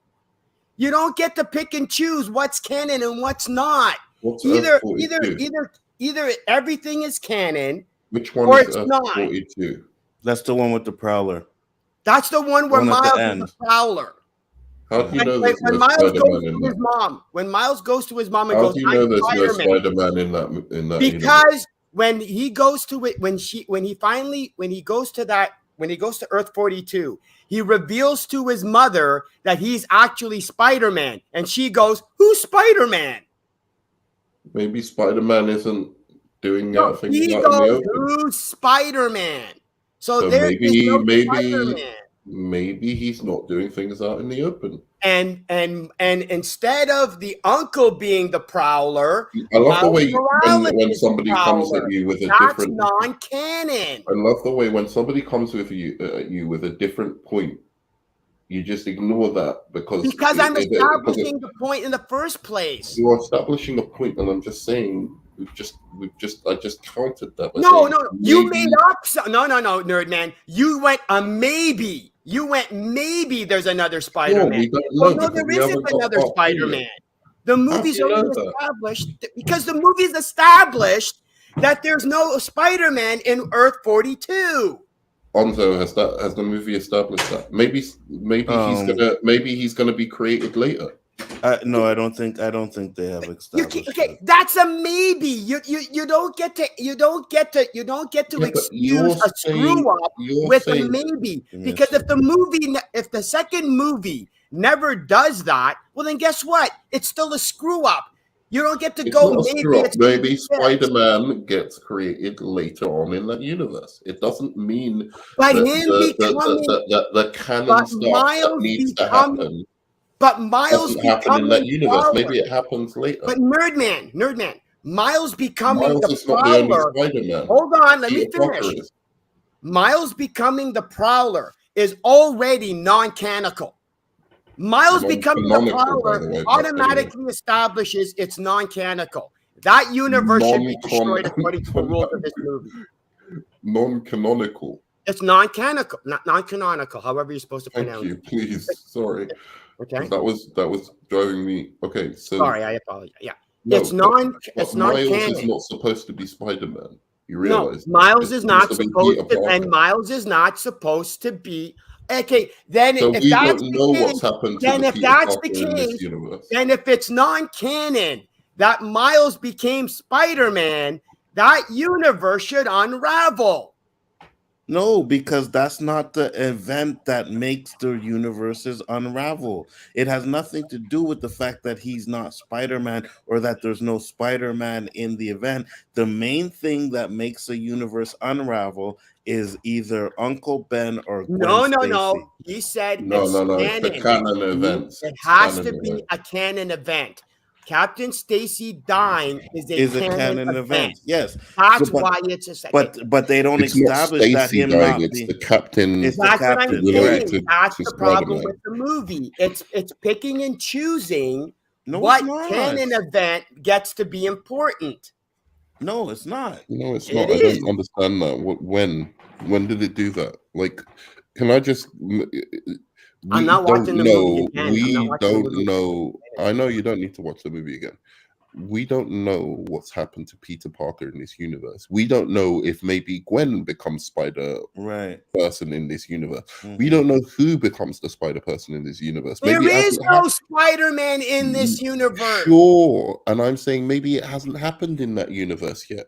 And then because clearly it doesn't happen at the same time. Mm-hmm. Because if all the Uncle Bens and all the Captain Stacy's or whatever die at exactly the same time, then it should have already happened to Miles. So clearly in different universes it happens at different times, but it just has to happen that way. Right? So in the universe that he's in, maybe Spider-Man Peter Parker hasn't been bitten by the spider yet. It's that simple. But according to the movie, maybe somebody else becomes Spider-Man. Wait a minute. You're going all over the place. According to the movie, Miles becomes Spider-Man because the Spot ends up getting a spider from Earth 42 to go to the Earth. I forget which Earth Miles. Morales, and that's what causes him to be bitten. That is what causes Spider-Man, Peter Parker, who's supposed to be the canon Spider-Man of that Earth, ends up dying, saving Miles. So what is canon unless it's whatever the movie decides it is?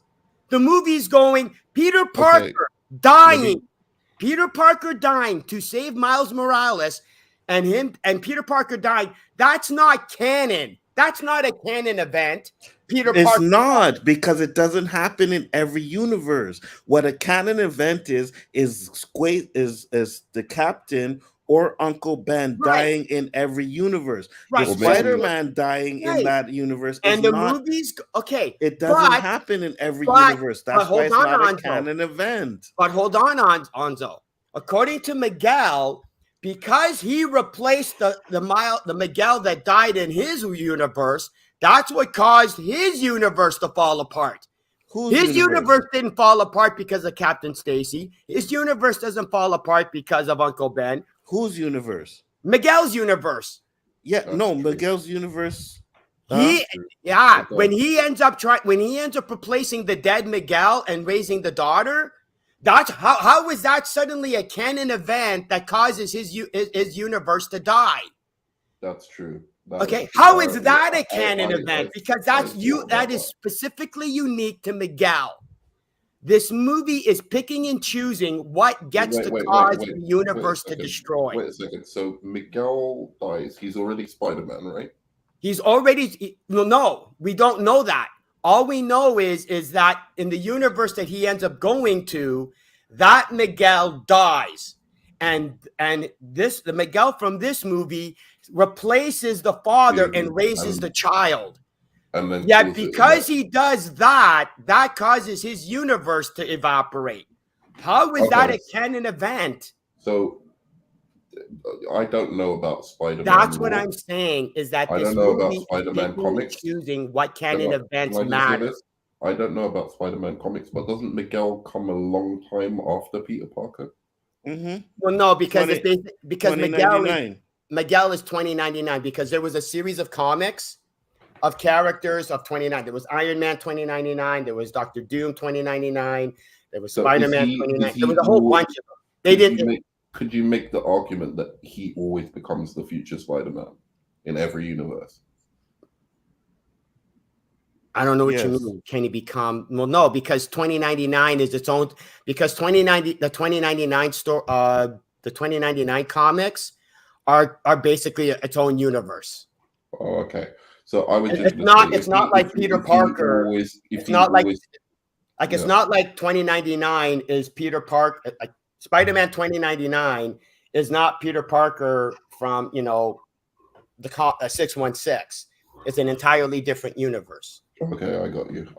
Yeah, it's a little bit messy because that's what I'm saying. That's one of the issues I had with this movie. You're like, well, or is that a nitpick? Is that a nitpick? Is that a nitpick too? It's not a nitpick, but I don't have a problem with it. I'll say that.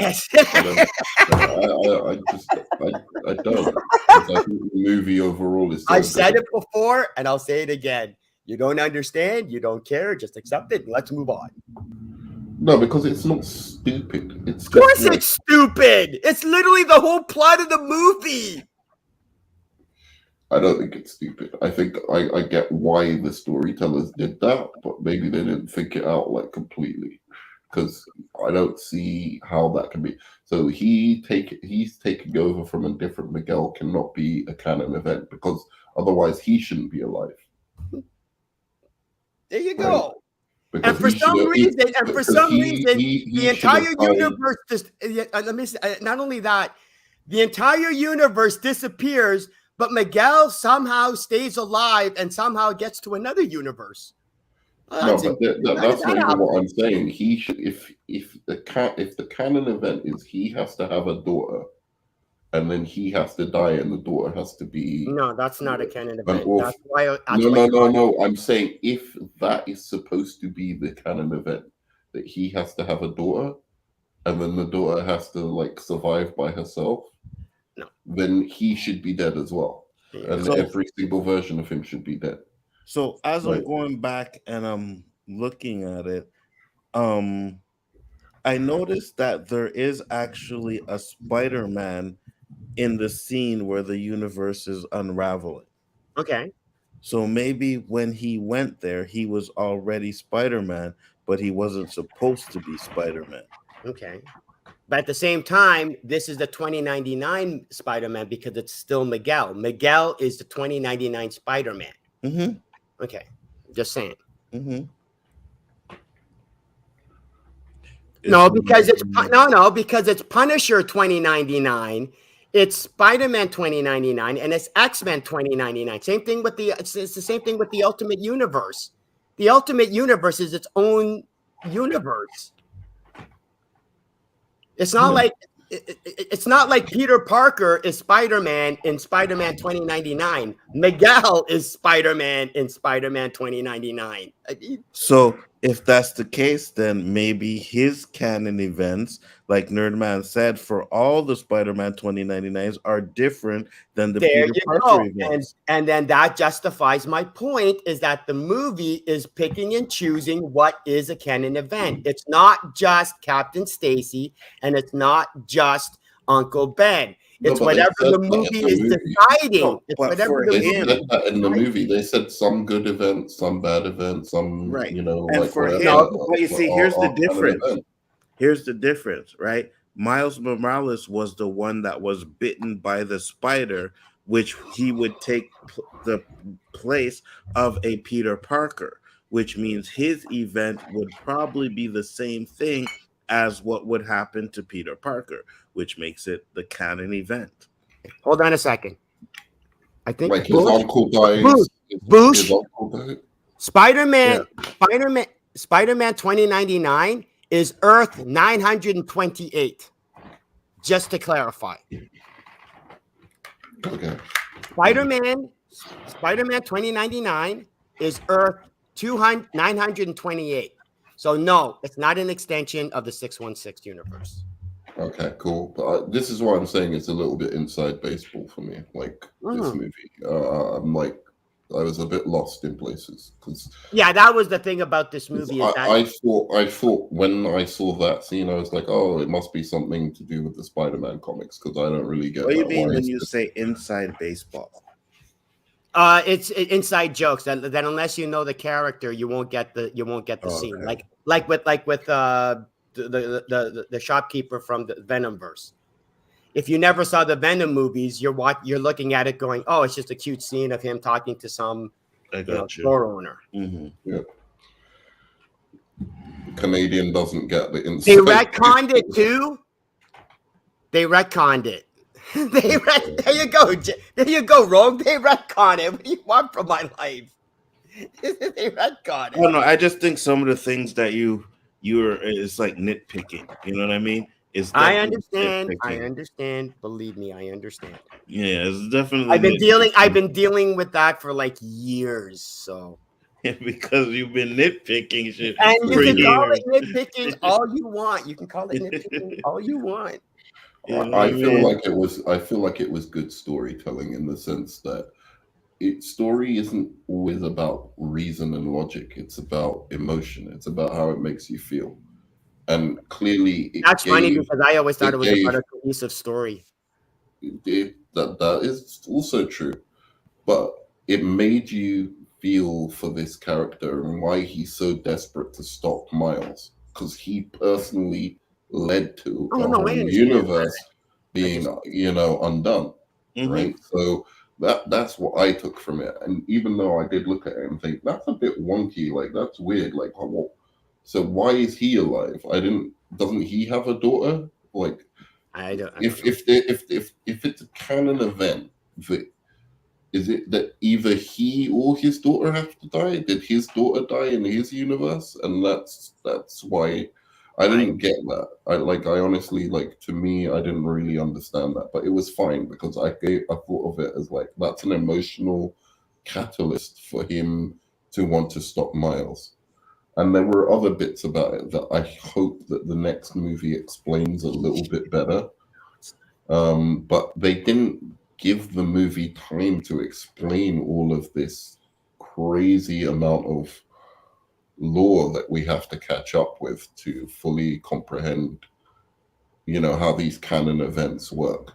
So first, let me say thank you, Paul, for the 99 super sticker. Much appreciated. Always a pleasure. Okay. I thought that was just his name. No. He sent a $99 super sticker. So thanks, Paul. Much appreciated. Always a pleasure. Go ahead, Derman. No, that was it. I hope that the next movie explains these canon events a little bit better, because I think they are a bit it is a bit weird that. So Miles, for instance, has got his canon events, right? Like his uncle dies. No, according to the movie, every Spider-Man universe has canon events. No, that's what I'm saying. So his uncle died. That was a canon event. Right? Yes, but according to Anzo, there's only specific canon events that matter. And I'm trying to say that that's not how the movie's portraying it. I feel like it did portray it that way. Yeah, so did I. Okay, that's fine. I'm not going to be able to convince you otherwise. So what happened? For instance, I know there's this famous issue of Spider-Man where he marries what's her name, the redhead, Mary Jane. Hey Tiger, yeah. It's called the wedding. It's one of the annuals. I forget which annual. So there's a very famous issue where he marries her, right? Mm-hmm. And that's not a canon event, apparently. Something weird happens, right? But that's not a canon event. Apparently him marrying. What happens at that wedding?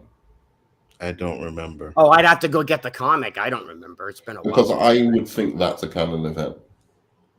Whatever happens in that comic, that's what I think they're talking about. They're talking about those canon events. Right, but it can't happen because not all Peter Parkers get married. That inform who Spider-Man is, right, and make him such a great hero. Yeah, but see, the thing is that the comics, the actual comics retconned that anyway and said, yeah, the marriage never happened anyway, so it's no longer a canon event.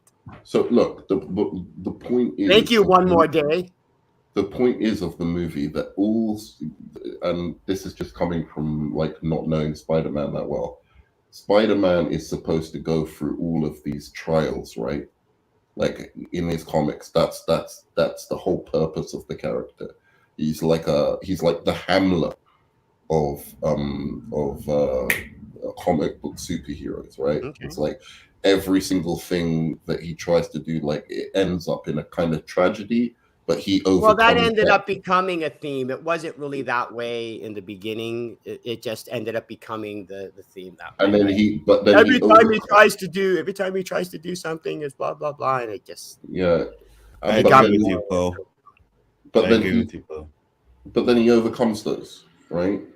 Well, eventually they're saying that those events are canon events. No, the movie's in all the different Spider-Man things, whether it's a good thing or a bad thing, but those events that lead him to be the better hero are necessary for those universes to survive. But then that changes the rules of the movie, and that's what I'm trying to bring up. I don't understand how it changes the rules of the movie. How? Because you have to establish what are canon events. The movie can simply go, Peter Parker, a Spider-Man marrying a Mary Jane is not a canon event. It can just simply go, no, that's not a canon event. I think it is a canon event. But the movie can go, no, it's not. The movie can decide what is or isn't a canon event. I think you see it as one of the canon events. Am I going? I agree, but the movie is going. We don't have to. The movie gets to dictate. The movie gets to dictate what is or isn't a canon event. That's the problem I have. Do we agree that Gwen Stacy, falling to her death, that's a canon event, right? Okay, for us, but the movie can go, no, it's not. The movie can easily go, Gwen Stacy dying is not a canon event. But you see it. You see it. That's I what agree, they show but of the Andrew movie, Garfield. They I show agree. Andrew Garfield like. I agree, Nerdman, but the And- movie gets to decide what is or isn't. No, a and canon because event. even in the movie, she does say that whenever she gets close to a Spider-Man, something bad happens. That's fine. Which gives you tells you that something in her life is a canon event, I which agree. would probably be her dying or Hey. Peter Parker dying. And what I'm Yeah. saying is the movie gets to decide what's or what isn't a canon event, and that's not fair. Like if she becomes That's all I'm Spider-Man, saying. then Peter Parker dies. If Yes. he becomes Yeah. Spider-Man, then she Then dies. she dies. Yes. So But we don't know that, event. and the movie can go, that's not a canon event, and we can't argue with it. But it is a canon event. I think the movie establishes that. I It is a agree, canon but event. I'm saying It's like we're going what I'm around in saying- circles. Yeah, I know. What I'm can I trying to just say ask is, hold on. The Hamza? point I'm trying to say is that the movie gets to decide what is or isn't a canon event. So why That's what I'm is saying. that a bad thing though? Because it's exactly. arbitrary, because it breaks the rules of what makes canon. No, it doesn't. Well, of course it does. Because no, it if doesn't.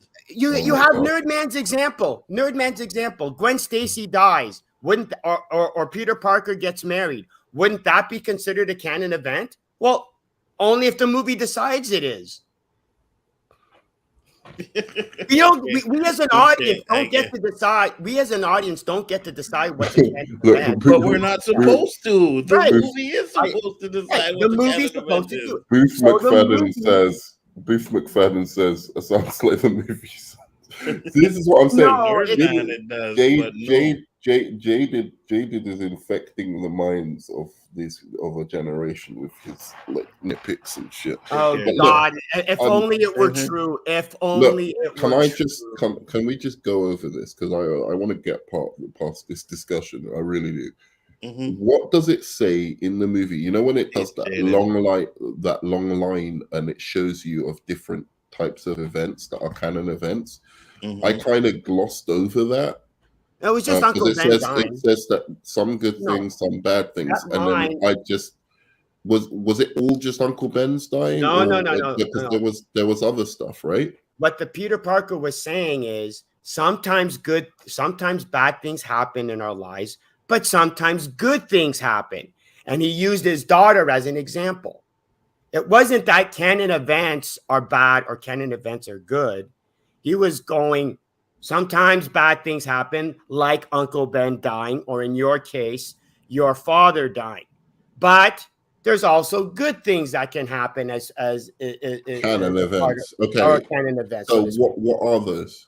Well, But you see, this is the thing. I think you guys are missing the point. I don't think that had anything to do with canon events. What he was telling Miles was that you don't have to. Okay, he was trying to get Miles to understand that you don't have to go and save your father because yes, it's a bad thing, but something good might come out of might it. come from it. Right. Yeah. It's not saying that it was a canon event or Yeah. Right. He's just trying to explain to him. Oh like, no, I listen, think he says Which is that why some- he uses daughter as an example. right. You know, No, he's he going, says hey, some- yes, my Uncle Ben yeah. died, but I have a beautiful daughter that I love and who Mhm. loves me. Yeah, So yeah. it's like, right, but I think the daughter's a canon event. no. No, Having the daughter is a canon event. That's what he's saying. no, that's not what he said. No, it had nothing to do telling with you, that. bro. No, it had nothing to do with that. Having the daughter is a canon event. That was his whole arc from the first movie, because he was No, super no, depressed no. about everything. And then this one, it's like, no, I see now that this is what comes out of all of that bad stuff. Okay, but so you don't think Mary? So I- Miles is going to have a daughter. You don't in think future. Mary Jane? Wait a minute. You don't think Mary Jane had a say in having a child? I think Mary Jane might have had a little. That's say not how in it. canon events work. I'm not talking about that. I'm saying that, of course, Mary Jane, they in their world, they just see it as them living their life. But in the Right. multiverse, that is a canon event. No, I But disagree. Peter Parker I would have to. I would have have to have a respond to daughter that. No, I with disagree. Mary Jane. I No, I think it disagree. is. No, I disagree. Because Because- he's not telling him it because of the canon event. He's just trying to tell him that when you live your life, you're gonna have bad things, you're gonna have good things. That's what he's telling him. He's not telling him because it's a canon event. He's telling He him like, literally listen. says at that point it's a canon. Oh my god! No, he doesn't. He I never can't says do that. this. He never says that having the baby is a canon event. No, he explains that the reason he has the baby was because of Miles. I didn't. Right. He says the good things that happen are canon events too. There No, are good not at things that. and there are bad Not things. at that scene. So No, all not at canon that events scene. are bad things. Not at that No, scene. no. They're That not there talking are about canon that. events. Okay, give me a canon event that isn't Uncle Ben dying and the captain dying. According to the movie, yeah. Again, you have to go based off of the movie because the movie gets to decide what is or isn't a canon event. That's what I'm trying to explain to you. The movie gets to decide. I just want to understand what a canon event is, and clearly you guys can't explain it to me, so I'm done with this because a canon event is that Krypton blows up. But Krypton has to blow up. That's a canon event because without Krypton blowing up, you don't get Superman or you don't get his real name, his Kryptonian name. Kal-El doesn't get sent to Earth. That's a canon event. Without he says nothing about it being a canon event. He just says, "Look, bad things are gonna happen. Good things are gonna happen." He says nothing about it being a canon event.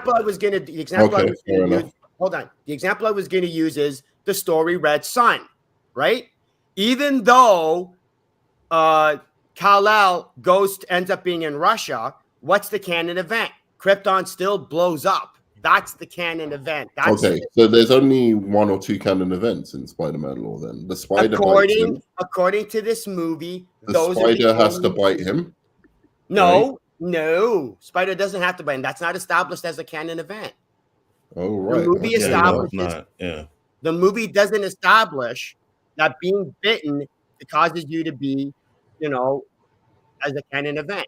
The movie only says that Uncle Ben dying is a canon event, Captain Stacy dying is a canon event, but the movie's also establishing that Miguel replacing the father of the dead Miguel, that has to be a canon event. Otherwise, there's no reason for his universe to disappear. Yeah, and Miles becoming the Prowler, that's not becoming Spider-Man. That can't be a canon event because if Miles Morales becomes the Prowler, that's okay. So it doesn't destroy your universe. So again, the movie is dictating what gets to be a canon event so it can have the story it wants. Fair enough. I agree with you then. Onzo, can you tell me some things you loved about the movie? Because I'm trying to remember myself all the things that I really liked. After talking with me, I'm trying to remember the game. After talking with Jaded, no, because I just think I liked the movie at one point. He might bring up something good about the movie that I would like to discuss because I'm done with all the critics because this is just, it doesn't make it a bad movie, that all this stuff we're talking about. I just wanted to know what they meant by a canon event. And clearly, you've kind of explained it. Maybe the film doesn't explain it good enough or whatever. But I thought that the good things could be canon events as well. Since you use Superman, I thought, for instance, Jonathan, him having a son called Jonathan might be a canon event, the Superman stuff, but maybe not. All right. So, good things that you liked about the movie that maybe I haven't mentioned. Well, first thing I'll say is I know. And I can understand where the animation could be a little bit jarring, but I enjoyed it. I enjoyed the change in animations on certain things. Even with the punk guy, there's some scenes where he's in black and white, and then they glimpse to him, he's in color. And I like that. So I like a lot of the animation stuff. I thought it was really good. I think this will get an Oscar again, by the way. I did like the word bubbles. Those were good. Not the word bubbles. The yellow caption things. Yeah. It wasn't overused. It was every once in a while. So it wasn't. I did like that. Yeah, no, I like that as well. And I as I said, I think this will be up. At least it will get an Oscar nomination because I For think what? this for being the Animation. best animated Oh, film for of the year. animation. Oh, okay. Yeah, for animation. Absolutely. I agree. It ain't gonna get an Oscar for storytelling. That's for damn sure. Well, according to you, but me and Nerd, Not if both me I and have, Nerdman not if I think that the have, not if storytelling I was haven't great, seen it. though. Oh, could you imagine if I was on the Oscar committee? Oh, Jesus Christ. No film would get nominated. Absolutely not. Any movie that was produced by A24, throw it out. Throw it out. Yeah, absolutely. Yeah. We talked about the acting, which is really good. I really think you know what? You know what the thing is? There's so little good in this movie. It's hard to actually think about him. I understand. Oh my Lord, here we go. It you have to think about it. I have to go through the movie. I gotta try it. You're lucky I don't feel like throwing out a Phantom Zone right now because you could have got one. Just Phantom Zone is us, man. You know what I mean? I played the demo, David, but I didn't get the game yet. I'm gonna get it sometime next. Oh, there's a new one? Yeah, Street Fighter 6. Oh, okay. What song choice did you like most? Curious. The beginning. Oh, you same as me. Yeah. Okay. Apart from what was it? What's his name again? Rakim. Apart from the Rakim tune, which was banging, I was just like, as soon as it came on, the thing I didn't want it to stop. Yeah, me too. I was just I agree. I was like laying my head to that. So you like the drum? Any other song choices that were that you felt went really well with the scene? Or? I think all of the soundtrack was really good. Like I can't even deny that. Like some of them I didn't know, right? Artists I didn't know, new artists and stuff like that. But I think they work with the scenes, and I think that was a major asset to the movie is the fact that sometimes you get some little songs and it's like, oh, that doesn't really fit here. I'm not vibing that. But every time a track popped up, I was just bobbing my head. I'm like, yeah, you know what I mean? Like, I'm digging this. Hey, can I ask something? One other thing. So the relationship between Gwen Stacy, because I can't remember the first film that well. I only watched it 2 times, and the first time I was like, there's like sometimes I'm a little bit like whatever. But so Gwen Stacy, did they establish that romantic link in the first movie, or was it just kind of it was more of a, it was more of a blooming romance because it was kind of like there was that little, I wouldn't say the tension, but there's the occasional looks and that little they hinted to it. They hinted to it. There was hints. So were you satisfied with where it went in this film, or do you think they could have got to the romance element a bit quicker? No, I think it's good if they get it, because what I liked about this one is especially they kind of like know they like each other, because there's a scene where they're sitting down, and he goes to touch her hand when they're sitting upside down. Yeah, and then she says, "Oh, every time I get close to a Spider-Man or something happens, he pulls it away." So I think, and also when he was hanging upside down, invisible, and she's turning around, and I was like, "Oh, I swear to God!" The kiss, the upside down Spider-Man kiss. I swear to God, if he kisses her, I'm gonna throw up. But of course you would. But there was the clever bit about that, which is he says, there's always a first time for everything, right? So that also kind of foreshadows that he's willing to do things that like in canon, if it happens, will destroy the universe. So he's willing. He'd be willing to fight for that love and make sure that she survives whatever happens, even if they go out together. Just like he'd be willing to save his dad, right? Well, so even the fact I think that's going to come into the next movie. My one problem though is if they never kiss, I'm going to be pissed off. I know you because you know why. Wait a minute. You want this movie to promote interracial couples? Oh, I don't know. I have a problem with that. I have a problem. Of course you do. I think you have a problem with the movie because Spider-Man is black. Let's just say it. Oh, you know what? I forgot to mention that part. Damn it. We know. That was the reason I hated this movie, because what's his face? Yeah, that's the reason. 100% is Yeah, diversity. 100%. You know what I mean? I You don't like do that I don't, shit.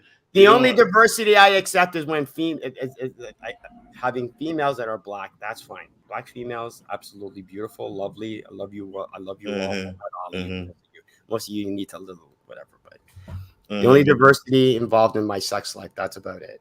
But the black males, yeah, no, you guys. Nah, sorry, black males can't handle black males. Just Jesus. I gotta draw the line somewhere, guys. Oh my god. But yeah, no, man, I hear what you're saying, Can and we I Phantom think Zone him now? what's that? Can we Phantom Zone him now? Is it Yeah, enough? for real, for real. But I We agree good with you, now? nerd man. I think they should kiss at the end of this too. You know, especially if they don't find a way.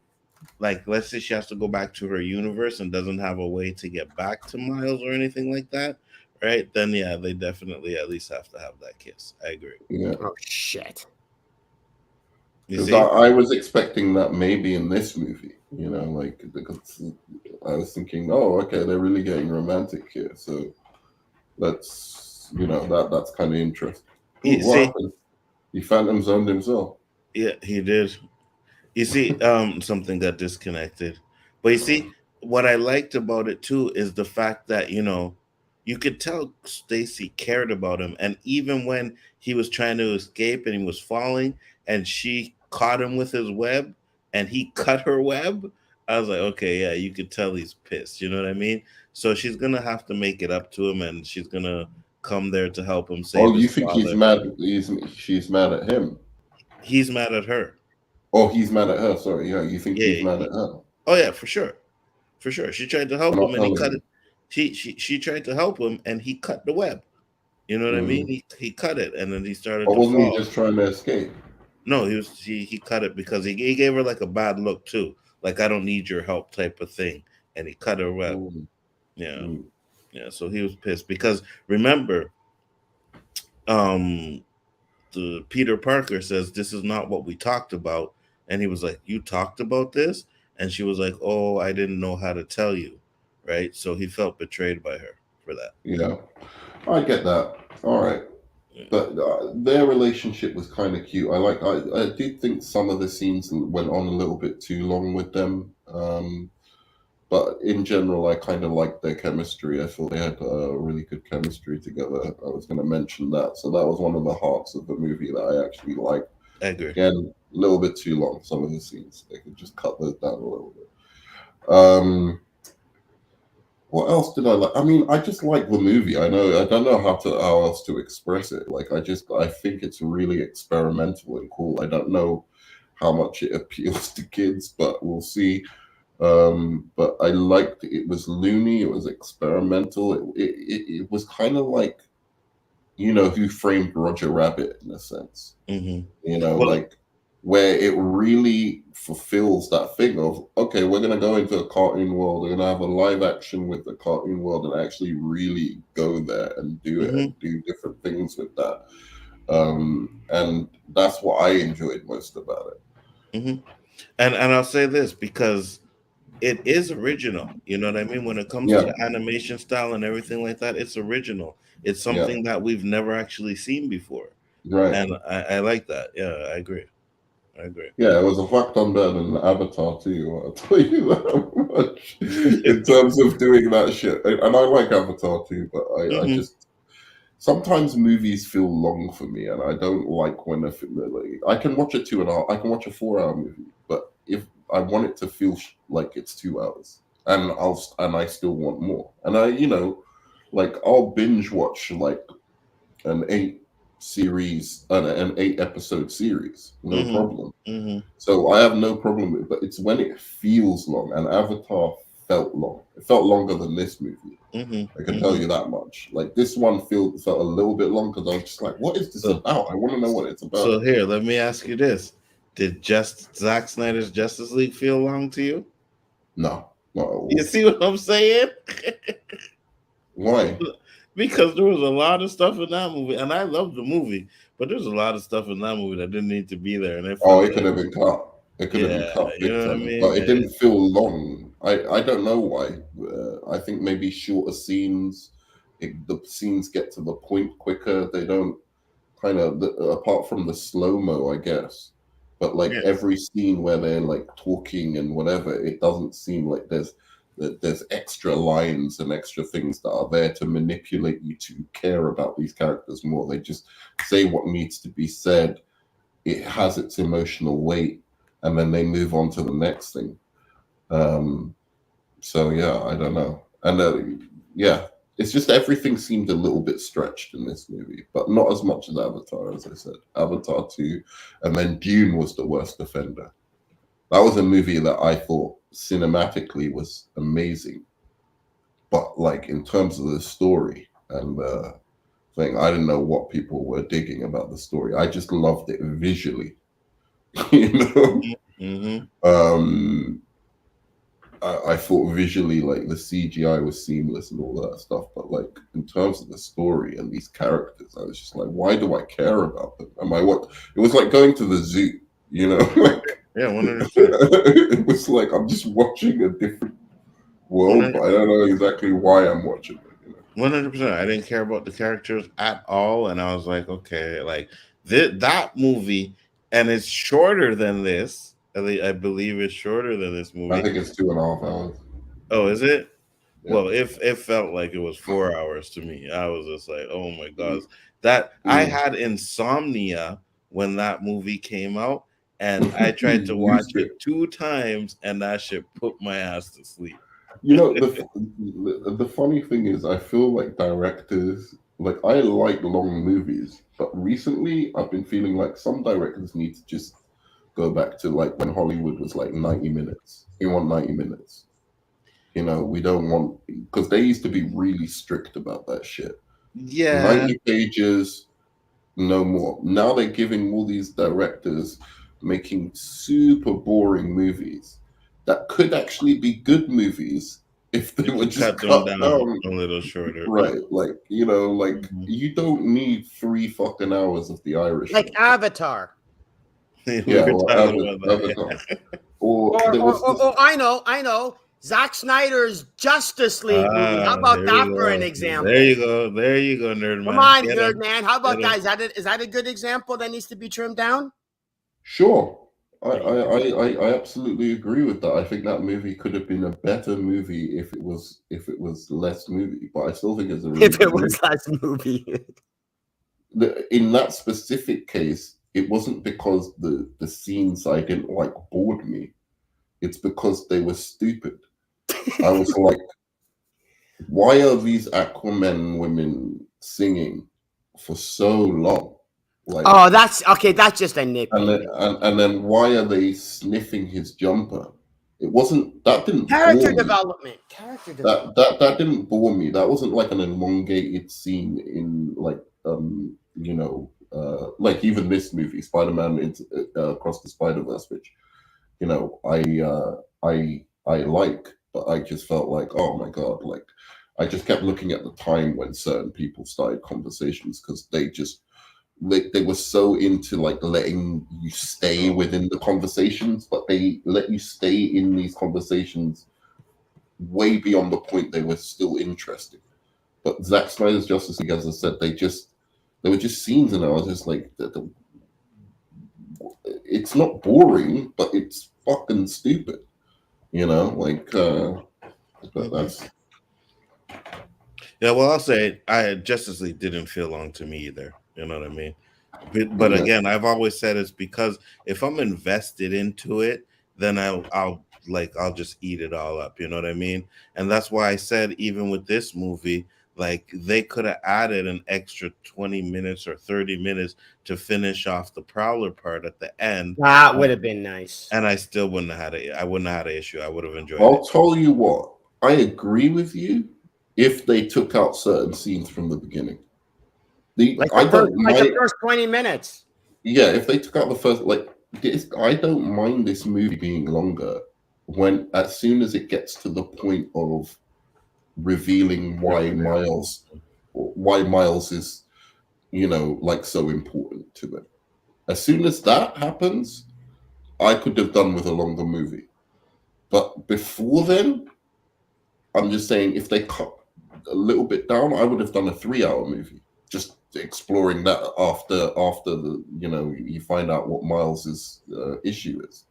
Mm-hmm. Do you get what I'm saying? Mm-hmm. So that's just me. I don't think the last like hour, I guess it was an hour and 10 minutes, went by like a breeze for me.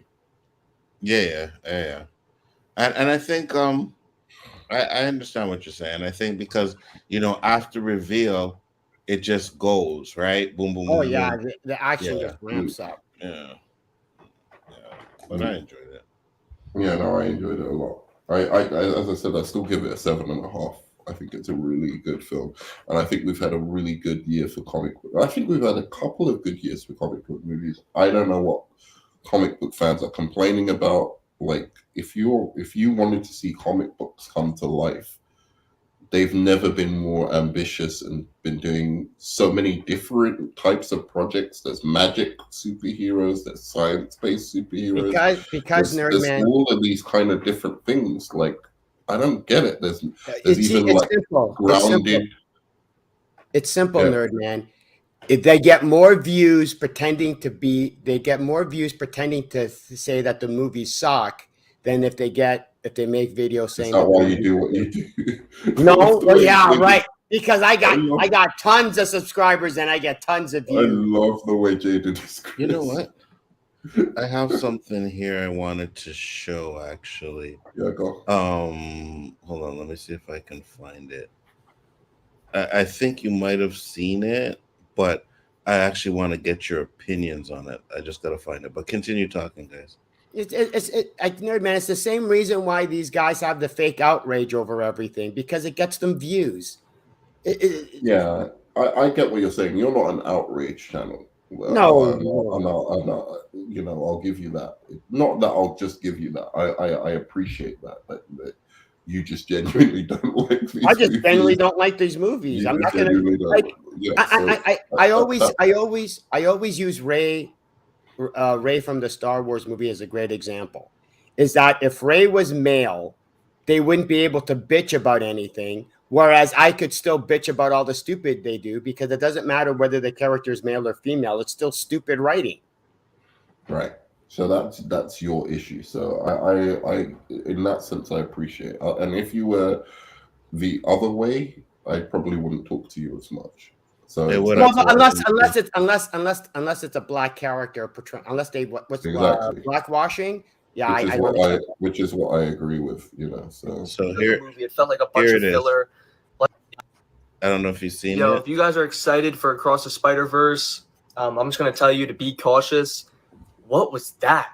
Oh my God. I saw it with some of my boys and we were just laughing at this movie the whole time. This was so bad. First of all, it being a first part, like Infinity, for example, like that's a part one, but it had a fitting ending to be its own movie. This did not feel like a movie. It felt like a bunch of filler. Like, oh my God. Like I literally just got home and I couldn't wait to just light this up. Like this was not a good movie at all. Like here's Into the Spider-Verse, here's Across the Spider-Verse. Like this movie, I'm rating this a 3 out of 10. Like it was a bad movie in my opinion.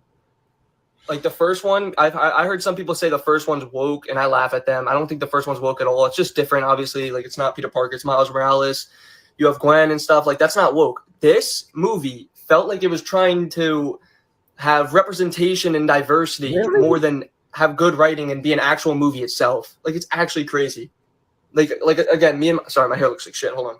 Like me and my friend were actually laughing at the forced diversity in this. Like they go to India. There's like an Indian Spider-Man. I know it sounds weird coming out of my mouth. I'm a white dude, and people get mad and like they're sensitive, whatever. This movie had like 3 white people, dude.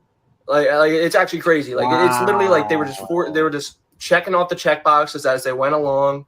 So you got that one British black Spider-Man. I forget his name already. Hopi, I think. Yeah. You got Hopi.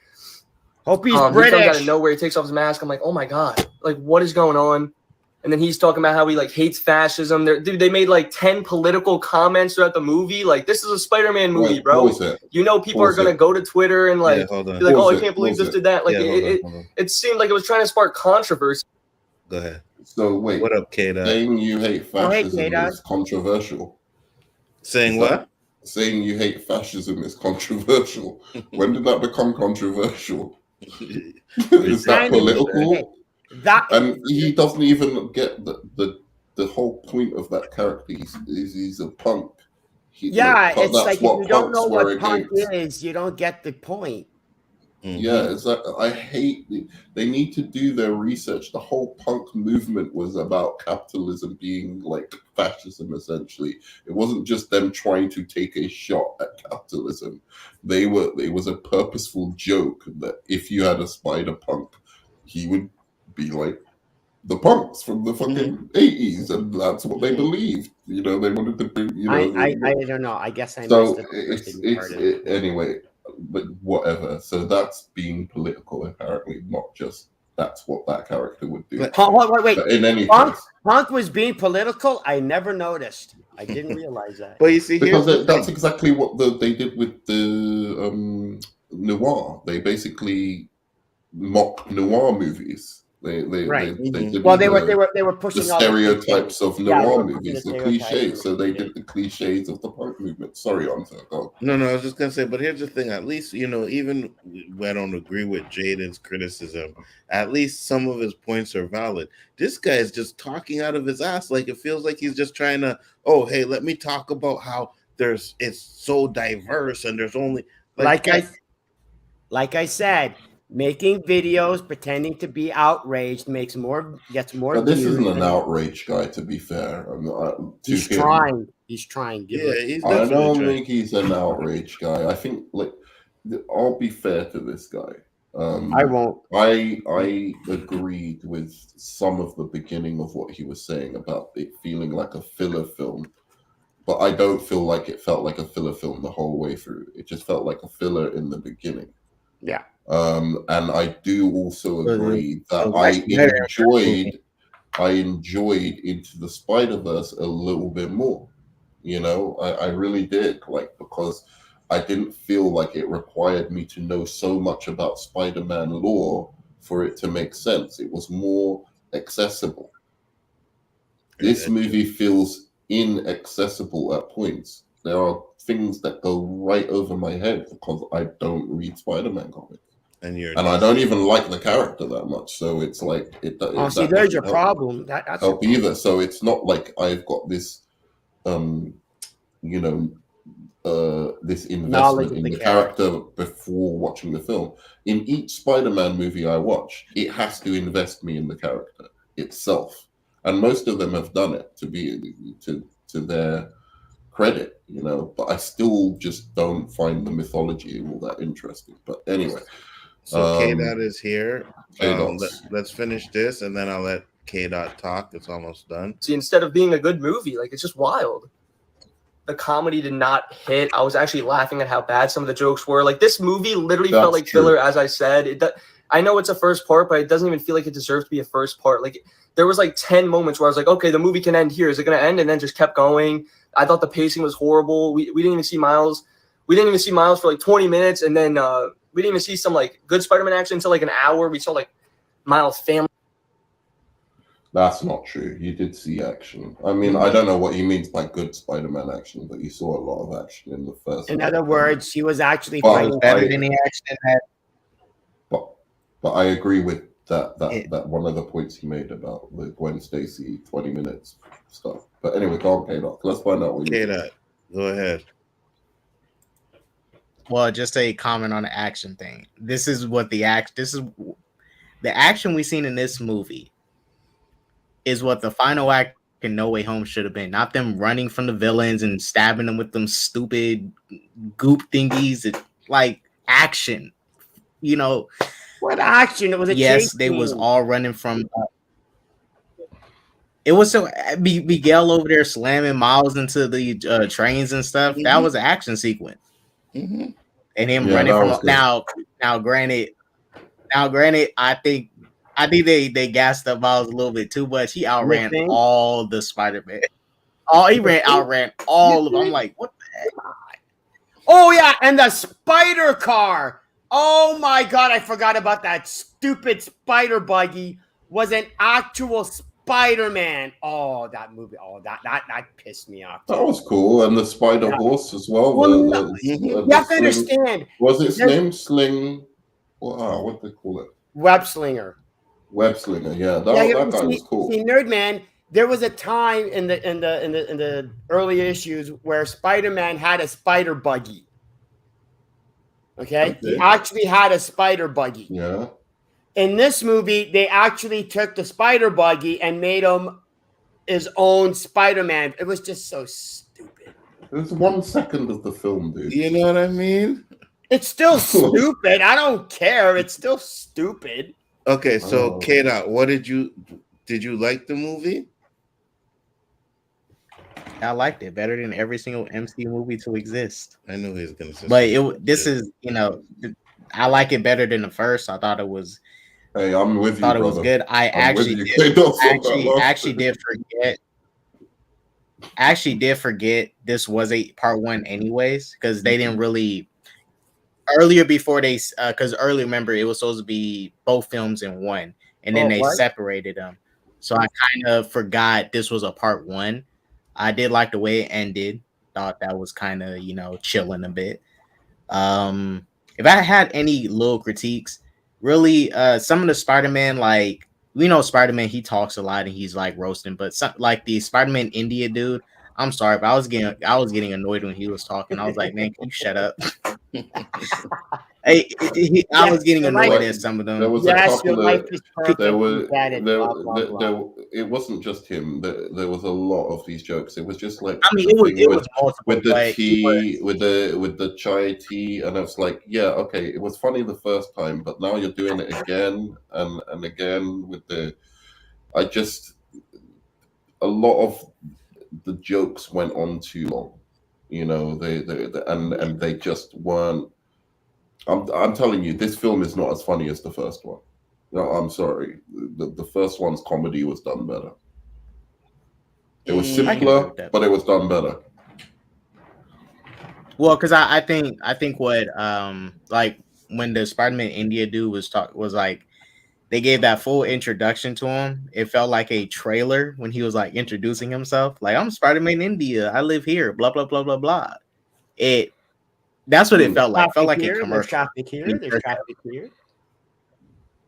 It kind of breaks immersion a little bit, but I understand why they did it. I don't know why he pissed you off more than the Spot guy, because the India guy I thought was okay. Like, I like the stuff about his hair, how he just wakes up. Oh my god! Spot didn't bother me.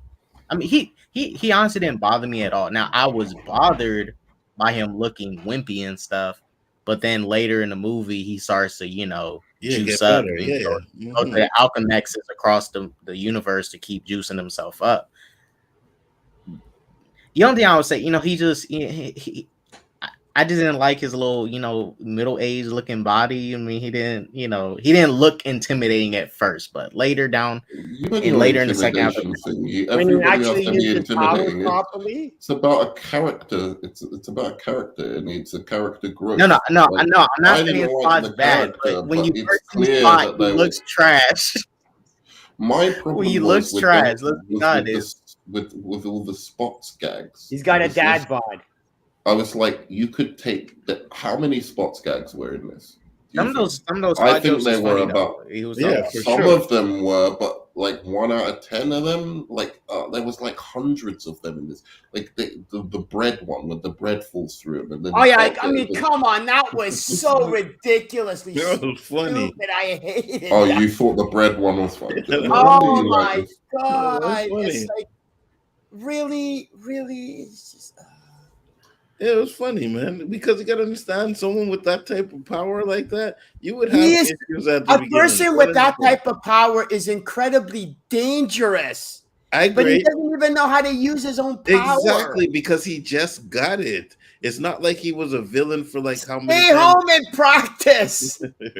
Jesus Christ, practice. But I mean, I understood the point with Spot, because he is that villain that is trying to do bad, they don't like the predicament they're in, but he's stuck in it regardless, and he's a joke.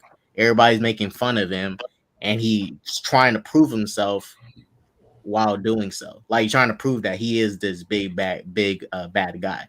Because Miles was just literally roasting him the whole time, and he kind of felt disrespected by it. Because to be fair, he does look trash. I wouldn't take him serious if I was Miles. I don't No. This is Spot. This is not Paste Pot Pete. Okay?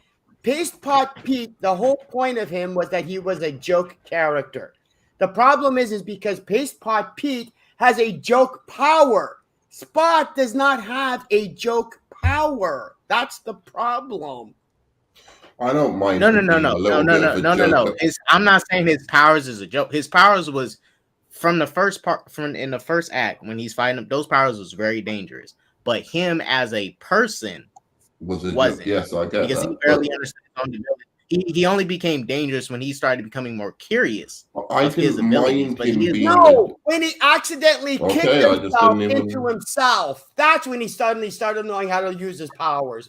Come on. Look, I didn't mind him being a joke at first. It's just make the jokes funny. And you don't need to go on and on and on about them. It's fine. Like, there were 3 separate action scenes all based around this guy's power and like how every time you go in the hole, you don't know where it's gonna come out of, and like, it's just it's like get they on had with the movie. That wasn't important to the movie. You know what I'm saying? Like it's like the writers came up with these 40 jokes and goes, we're just gonna put them all in. We're just gonna put them all in. We're not just gonna take the good ones. We're just gonna put them all in. I just feel like. Do you feel that moved the story forward? Because I don't feel like it moved the story forward. Like all his. What you mean? The stuff with Spot. Yeah, like I wanted to know more about the stuff with. I think about the stuff with. I think that stuff really moved the story forward and kicked stuff into gear. Like Miles realizing that Peter B. Parker set him up, Gwen set him up, and him, finally getting to this realization that, I'm just going to do my own thing. I'm going to spread my wings and do me. If this is what I thought it could happen. I thought Miguel was going to reveal himself to actually be a bad guy. It happened in the second movie. I don't know yet, but I thought he was, because I don't remember Spider-Man 2099 having these vampire abilities in the comics. Correct me if I'm wrong, but did he have? I don't remember if he did. He is a future Spider-Man. Again, here's the problem. In the beginning, I don't remember if he had like. Remember, but again, later on, they could have added it. I don't know. I don't. That's the problem with the title. Also, are you able to stop sharing my stream, or it has to? I think you have to do it. How can I do that? Well, anyway, this don't worry, I'll figure it out. I swear to God, I was going. Are they combining Miguel with Morbius? Because that's what it seemed like. This is what I think they're doing. If there were some Spider-Verse comics where, the Spider-Man had to team up, and there was these people, I forgot their name, but they was going around the universe eating Spider-Man, like trying to kill them off. They would eat their brains and stuff. I have a feeling Miguel is posing as one of them, or he could just be a legitimate villain and stuff. You're putting way more thought in this movie than the writers are. Stop it. No, I'm just theorizing. I'm theorizing. I'm not saying I'm guessing what might happen, because the way Miguel was acting, it's his thing. It's his thing. I'm in the middle. I'm kind of in the middle with how he's acting, because I was kind of okay with what he's doing. Yeah. Since we're doing this, what are the predictions for the next movie? What's you think the dad is gonna die? Because they do have a point, right? Like it's not like they're straight up bad guys. Like if he saves his dad, he could fuck up his whole universe. So do you think it's going to show that they're actually right? He wasn't supposed to get. Supposedly, he's not supposed to get bit anyways, too, because that spider came from a different universe. Yeah, or maybe true. But like, maybe his dad is going to have to die. That's what I'm saying. I think it's going to be the mom.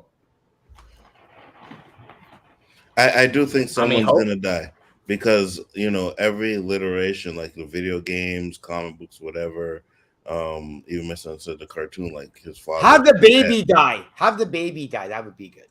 Stop it. Gosh, Shaded. Jesus Christ. But he's gonna lose somebody. Each Spider-Man always have to lose someone, whether it be a father, a friend, a loved one. An That's uncle. just part of the An uncle. That's just part of it.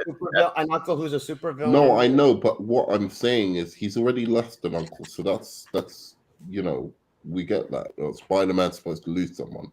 But what are your predictions for what is actually going to happen in the next movie? Is it going to turn out that they're right? No, that he has to lose somebody like his mom or his dad because otherwise the universe. If you look at what this, or do you think he's going to find a way to save both? I think it's going to. If you look at what this movie set up, yeah, because what this movie is setting up, Miles is spreading his own wings to go do his own thing, and he told Miguel, "I'm doing my own thing," and he wants to do both. That's why when they kept saying that, it was reminding me of Superman's mentality. Like he's not just going to pick the easy decision. He's going to try and do both. It's like the situation with the whole train thing, right? You choose to save the person on that rail, or you save multiple people. Superman's going to save all of them. He's going to try to figure out how to do both. Yeah. Right. No, I know the movie's going to do that. Miles, you have to allow Miles to save both. I think the movie that's going to be the point of the movie, that he may even nearly get there where it seems like, hey, no guys, I've really figured it out. This is how we can save both of them. But I think they're going to end up killing the dad anyway, or killing the mum anyway. I think it's going to end on a tragic ending. I do too.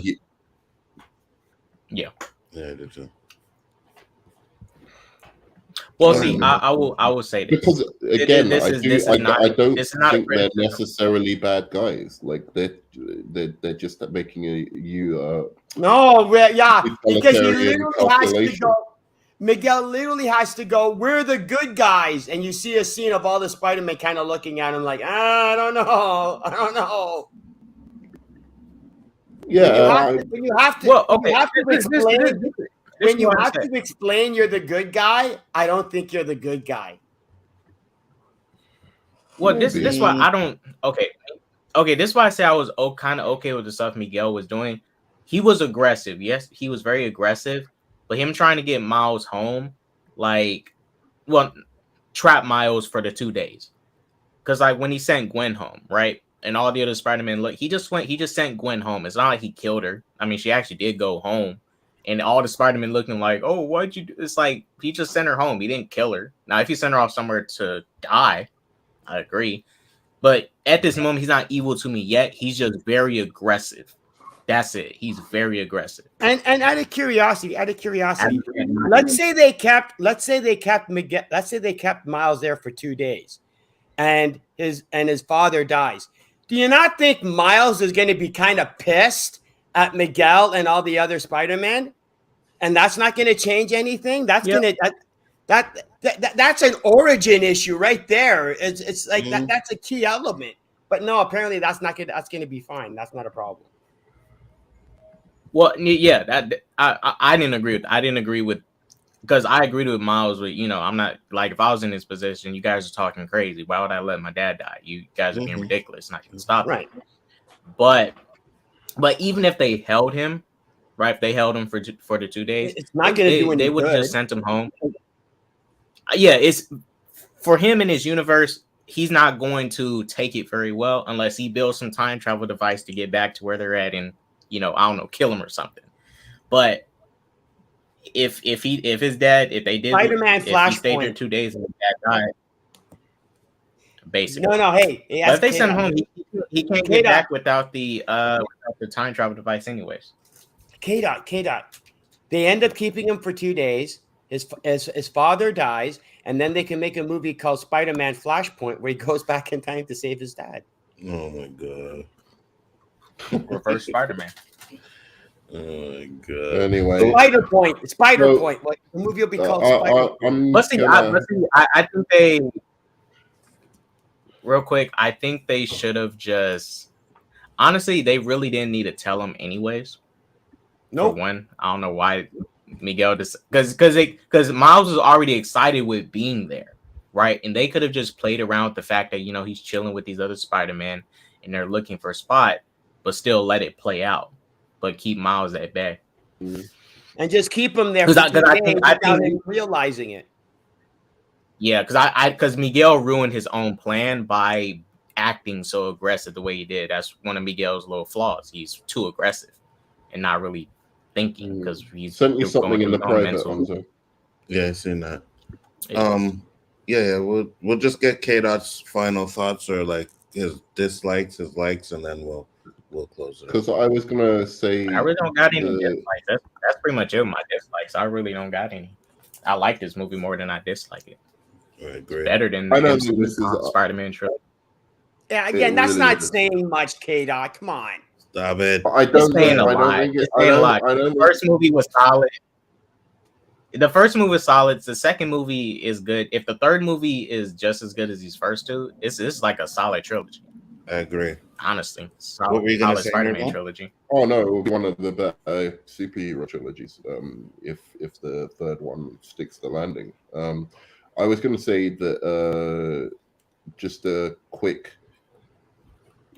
Are these better than the Raimi movies? Or is this one better than the Raimi movies? Is this one better? Do you take anything away from it? Given that it's animation, so they can get away with a lot more than live action. So you give like the live action ones a little bit more, because come on, man, like look at the animated like DC movies. That shit's fucking on lock, but some of the shit they do there would be super expensive to do in live action. So just your thoughts on that. Never mind.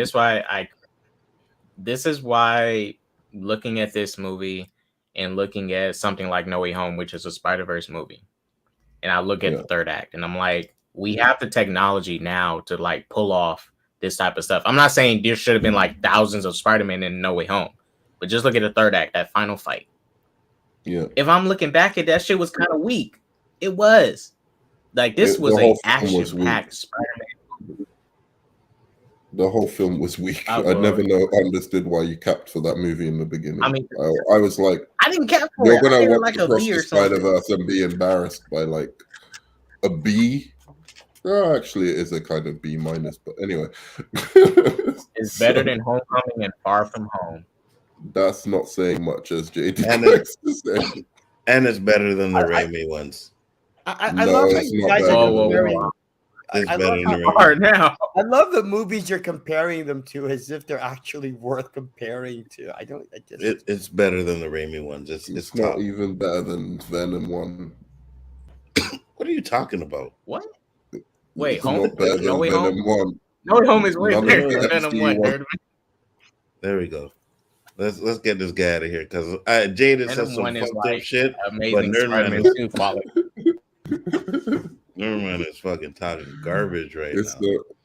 It's a little bit better than Morbius. I'll give you that. Oh my god! It is way better than Morbius. No, I'm joking. It is better than Morbius. I said it before, and I'll say it again.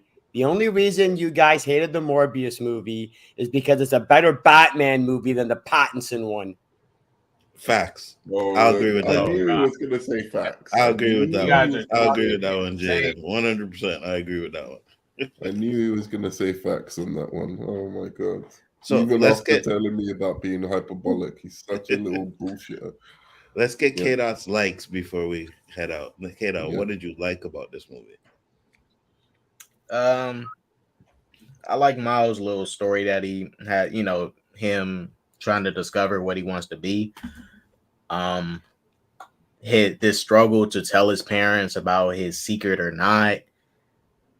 I did like the animation. Thought it was way better than the first movie. That glitchy stuff that they was doing at first with the frames was not happening as much in this movie.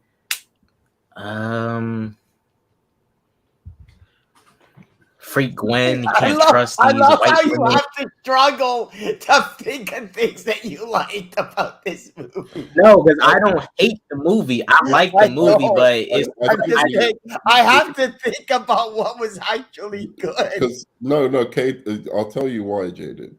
Notice one of the things that people aren't mentioning: the story, the plot. Nobody's mentioning No, that. he's right.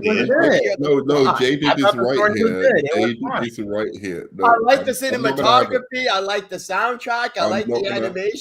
I'm not gonna have it here. All those other parts of the movie is important too. I like the story. I thought the story was easy to follow. I know, but I'm saying I had to mention it first. No, I've said it many times. No, I know you did, Anto. I know you did. The story in here is this does not kick off until an hour and 15 minutes. Stop the it. story before that is weak. It. And he's right.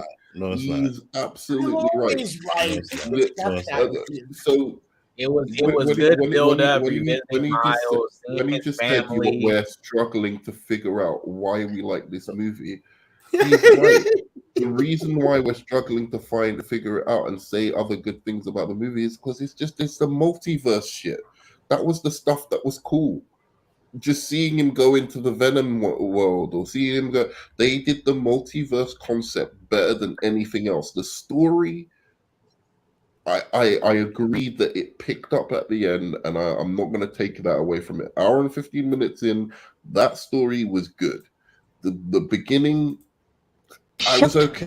The fuck up. Good. Shut all the way the fuck up until you reach the top of Shut Fuck Mountain, where there are no more fuck ups to shut. It's true though. Apart from the visuals, the music, Mountain. I like that the visuals, the music, and the multiverse stuff. The story. Let's just wrap it up. Okay, so call it a day because that is the only good things about this movie. He's right. I'm always right. You just don't accept it. Man just want to come in and. Okay, wait. Let me ask this: what was wrong with the story? Because I thought it was good, Kate. It was good. Wrong to get to it, man. Yeah, it was easy to follow. It was way better than No Way Home had more issues with setting up its story. I mean, had more stupid ways of setting up. At least I knew what was happening in No Way Home. At least I knew what the fuck was happening in No Way Home, and the reveal wasn't worth it. The reveal wasn't like, oh my god, wow, blow my mind. I don't understand to keep it for so long. I don't understand how it is you had such a problem understanding what was going on in this movie. I don't get it. I'm just telling you, man. I'm telling you, it's.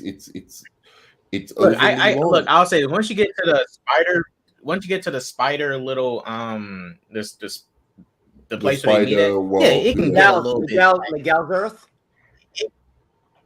It can get a little bit too bloated, but that's just because it's the amount of characters you got on screen and them trying to get it, squeezing all these cameos and allow some of these characters. Oh, shouts out Ben Riley. I was not a big fan of them shit. Wasn't he well done? Shouts out Ben Riley. I love the art I loved how the art was different and it was very distinctive of the 90s art style. Right. Cool, and that's what's awesome about the movie. The story itself is the weakest aspect of the movie. I'm just saying. No, it's not. I'm just saying, bro. I think the third one's gonna be better. The third one is going to be better. You mark my words. Like the third one, it probably will. But this was not a going to be able to pick off from a point where you know what the fuck is going on. The reveal wasn't good enough that you had to wait all that long, and they didn't sprinkle the significance of what was going to happen enough through the beginning to make it into like a mystery. Like, oh, this is a mystery. I'm trying to find out why they don't want Miles or something like that. They didn't sprinkle that in enough for you to care about that shit. But I'll say this. I'm not trying to say it's fan service in the way that No Way Home was because I just think that was cheap. This did it better than anything I have ever seen in terms of movies. Like when you're talking about multiverse, fan service, whatever you want to talk about, this did it way better than any other movie. and I appreciate that. The artwork, incredible. The soundtrack, incredible. Story, that's I'm just saying, bro. The story could have got there quicker, and that's why I like the first one more. Man, I liked it. I watched it 3 times already, and I thought the story was great from start to finish. I didn't have a problem understanding what was going on because you basically get the idea that Miles, because you read Spider-Man comics. No, really. That's not fair. No. I have to agree with Anjo. Because you don't need to read a comic. Look, I didn't read the Spiderverse comics because this is different. This is very different from Spider-Man like lore. Like Miguel's not leading the thing in the comics and stuff. But just when we watched No Way Home and we saw how they get this multiverse story kicked off, there were so many issues within that. For example, that was trash. Peter being so dumb that when Doctor Strange said, everyone's going to forget. Peter's like, everyone? Yes, everyone. Everyone means everyone. You're a genius. You're supposed to know that everyone means everyone, or whatever. And then the rules with the spell. Doctor Strange. It was said that everyone who knows who Peter Parker is comes to the portals. Okay, then Jamie Foxx's Electro shouldn't be there. Right. Because he doesn't know who Peter Parker is. Well, there is. Yeah, I agree. This movie with the multiverse did not have those issues because it was kind of pretty straightforward. Yeah. I like. I didn't really. I didn't have no critiques. I had no problem with that. I had no problem with that. No, how they got into the multiverse. That's why it was done so much better than because it's more confusing in No Way Home when it's doing it on a smaller scale too. This did it on a bigger scale. I think the issue is that again, I don't think it was confusing. It was just that it was all set up. That's the point. So that way, when you're told that you were about Captain Stacy, you now go back to that scene in your head and go, "Oh, that was the whole point of that." At the time you were watching it, right? Just thought it was a scene just for having a scene. It was like, oh, we're just visiting this Earth. But then the movie's going, oh, no, there's a reason for that. And then as the movie progresses, you're going, oh, okay. You know that scene in the beginning when you had that was kind of didn't really make any sense. That was the point of it. So like, yes, while you might be watching it, you're going, I don't get the point. But the movie does, in and of itself, explain the relevance of the scenes that happened earlier. You just have to exactly. Exactly, and I mean, that's my problem. I've got ADD. I know, attention deficit disorder. Yeah, but if it was a Shazam movie, you would have been eating it up. You wouldn't have had no ADD. Yeah, I mean, like in the Shazam movie, why did we have to wait an hour into the movie before he actually finds his mother? That's not really what the movie's about. The movie's about him facing Savannah, and you find out about Savannah quite early on. You know what the story is. It's quite clear. DC bias. As you said, Jaded, I agree with every word you just said. The movie is better on rewatch because you know what all the earlier scenes are about. But it doesn't strike me as a mystery. Like there are movies like that where you're like truly invested because you're like, oh, what is the mystery going on? What right? And once it's and they establish the movie's tone as being a mystery that you're trying to figure out. No, they don't. That's the thing. That's what movies do. They're called suspense movies. This was not written like a suspense movie. It was never meant to be. Yes, exactly. I don't think it was ever meant to be a mystery. Exactly. So that's why I'm saying the fact that those scenes didn't feel like I didn't know what I was watching. I'm telling you, for the first hour and 10 minutes, I was enjoying it kind of. And I certainly was enjoying all the cameos and the weird artwork and all of that stuff. But I genuinely didn't know why I was sitting in the audience until an hour and 15 minutes. Oh, I was thinking that in the first 10 minutes. What are you talking about? Well, I didn't think there was I didn't look at this as a big mystery movie. I did, it wasn't, but Yeah, I wasn't. I mean, I don't think nobody's implying that it was, but I will say the setup for the stuff they was hiding from Miles, I think it could have been done a little bit. Okay, I think planting the seeds. I think planting the seeds of this relationship between him and his father more in like, yeah, they showed moments in the first part, in the first act, where Miles, after he stops by, he's talking to his dad as Spider-Man, having heart to heart. But I think once you get to figuring out, okay, what they've been keeping from Miles, I was kind of like, I mean, yeah, Miles and his parent, they have a good relationship, but like, I didn't really feel like they set it up. I feel like there could have been more hints of, okay, it's going to be Miles' dad that has to die. That was like out of nowhere. It kind of felt out of nowhere. I wasn't mad at it, but it did feel kind of out of nowhere. It did. So here's the thing about a movie with a twist in it, right? This movie has a twist, right? We can all agree that. Like, for this halfway point is like a twist, right? So it kind of turns on its head what the situation is with Miles and the rest of the characters that he's known so long. A good movie with a twist, where you understanding what the former scenes are about, or being engaged in the scenes before the twist is revealed. A good movie with a twist should get you feeling like you want to figure out what the twist is. So you take this Ghost movie with Bruce Willis.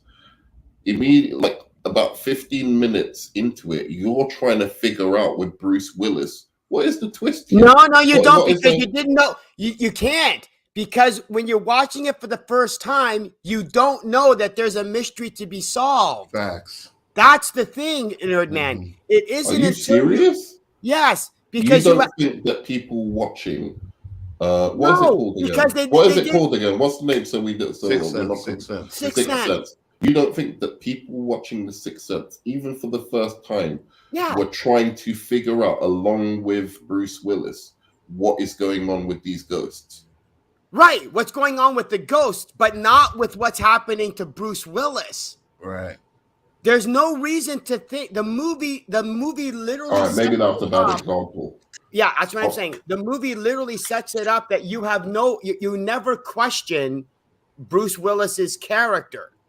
You're questioning, will he be able to help the kid? Will he be able to figure out the thing? Right. Once you get the reveal, then you're suddenly backtracking, going, it was a mystery all along. Yeah. Okay. All right. Perhaps a bad example, but the point being, a good movie with a twist like this should be getting you to think, what's going on? But it's meant to be figure out like that's what keeps you engaged in the story, and that isn't what happened here. I don't feel like. Yes. Erman, let me add this thing. Well, hold on, wait a minute, let K-Dot speak. Okay, go ahead, K-Dot. Sorry. For me, I think the bigger twist, and it kind of makes sense with how they ended it, was when Miguel revealed to Miles that he was a anomaly, right? Right. Because I think that was set up better. I think that was a better setup of a twist, because in the beginning you have Spot trying to have Miles remember exactly what happened. He's telling about the spider that came from a different universe. Miles isn't putting two and two together about that. But when Miguel finally tells him, you are a actual anomaly, and then at the end of the movie, he ends up in the universe Earth 42, where that spider was supposed to stay at, and he meets his self that was probably supposed to be Spider-Man, but it ended up being Prowler. Yeah. So I think that twist was set up way better than the dad. Because what I liked about the scene with the dad, he can't save his dad, was Miles in the conversation he was all having. Right, them trying to force Miles to do this thing, and he's pushing back on it. I thought the voice acting, and everything was really good, but the anomaly twist was way better than the dad twist. And you were gonna say Jaded? Well, I was. Oh, now I forget what was. Because I was just gonna reference what K-Dot said, was the idea is that it wasn't meant to be. It's not a twist ending, whereas whereas in such that it was a red herring the entire time, and then all of a sudden the whole movie's trying to make you think that this is the problem, and then all of a sudden there's a twist ending. The twist was you never knew there was a mystery in the first place. So when they do the reveal, you're going, oh, I didn't know that there was supposed to be that in the first place. That was the twist ending, not that it was a red herring and it made you try to figure out the problem. So like with what K-Dot said with the anomaly, right? You have it that Spot explains how Miles actually ends up getting his powers. Well, when you're told that, it doesn't. We're going, oh, okay. He's just giving exposition about his origin story. There's nothing else to think about. But then once you get to Miguel explaining the significance of it, that's when it becomes important. But you didn't know it was important when Spot was giving the exposition. Yeah. Found out Fair it was enough. important. Look, you found it out later. Again, I'm not trying to lessen the movie because of this. All I'm trying to say is I feel there is a good reason why you struggle to talk about like what's good about the movie, because it's really easy what's good about the movie. Soundtrack, visuals are like fucking crazy. And this multiverse stuff, I don't think the story is the best part of the movie. That's all I'm saying. I think the story that I agree with you on that. The story going forward, you'll see in the third movie, that's when everything is going to coalesce together, because as Jaded was saying, half this movie is set up. And set up is never the most interesting part of the story. You see, I disagree with you guys. I don't think it's yeah, go ahead. No. I was just gonna say I don't think it's all just set up, right? But there's character development in there. There's the family dynamic, right? They're showing all that stuff in there. The family dynamic was but again, it wasn't. All that stuff happens in the last 20 minutes of the movie, is what I'm saying. You have to have that first hour and 15 minutes of setup, so that way at the end of the movie, when Miles actually ends up telling the wrong mother, it has value. When he sees like all that's why I'm saying the first hour of the movie is all set up, and then the last 20 minutes is the payoff for the setup. Well, you see, this is the thing. All movies have setup in the beginning of it, right? So there's setup in it, but it's not just completely set up. You guys are making it seem like the only thing that first half of the movie and you feel like Dune. This was not Dune. Right, it's not. Anzo, remember Dune? Dune did the same exact shit. Yeah. Dune was boring and it was sucked. Right. This movie was actually good. It was entertaining because I compare this to like even because something happened. If you're going to compare it to Dune, that's not fair.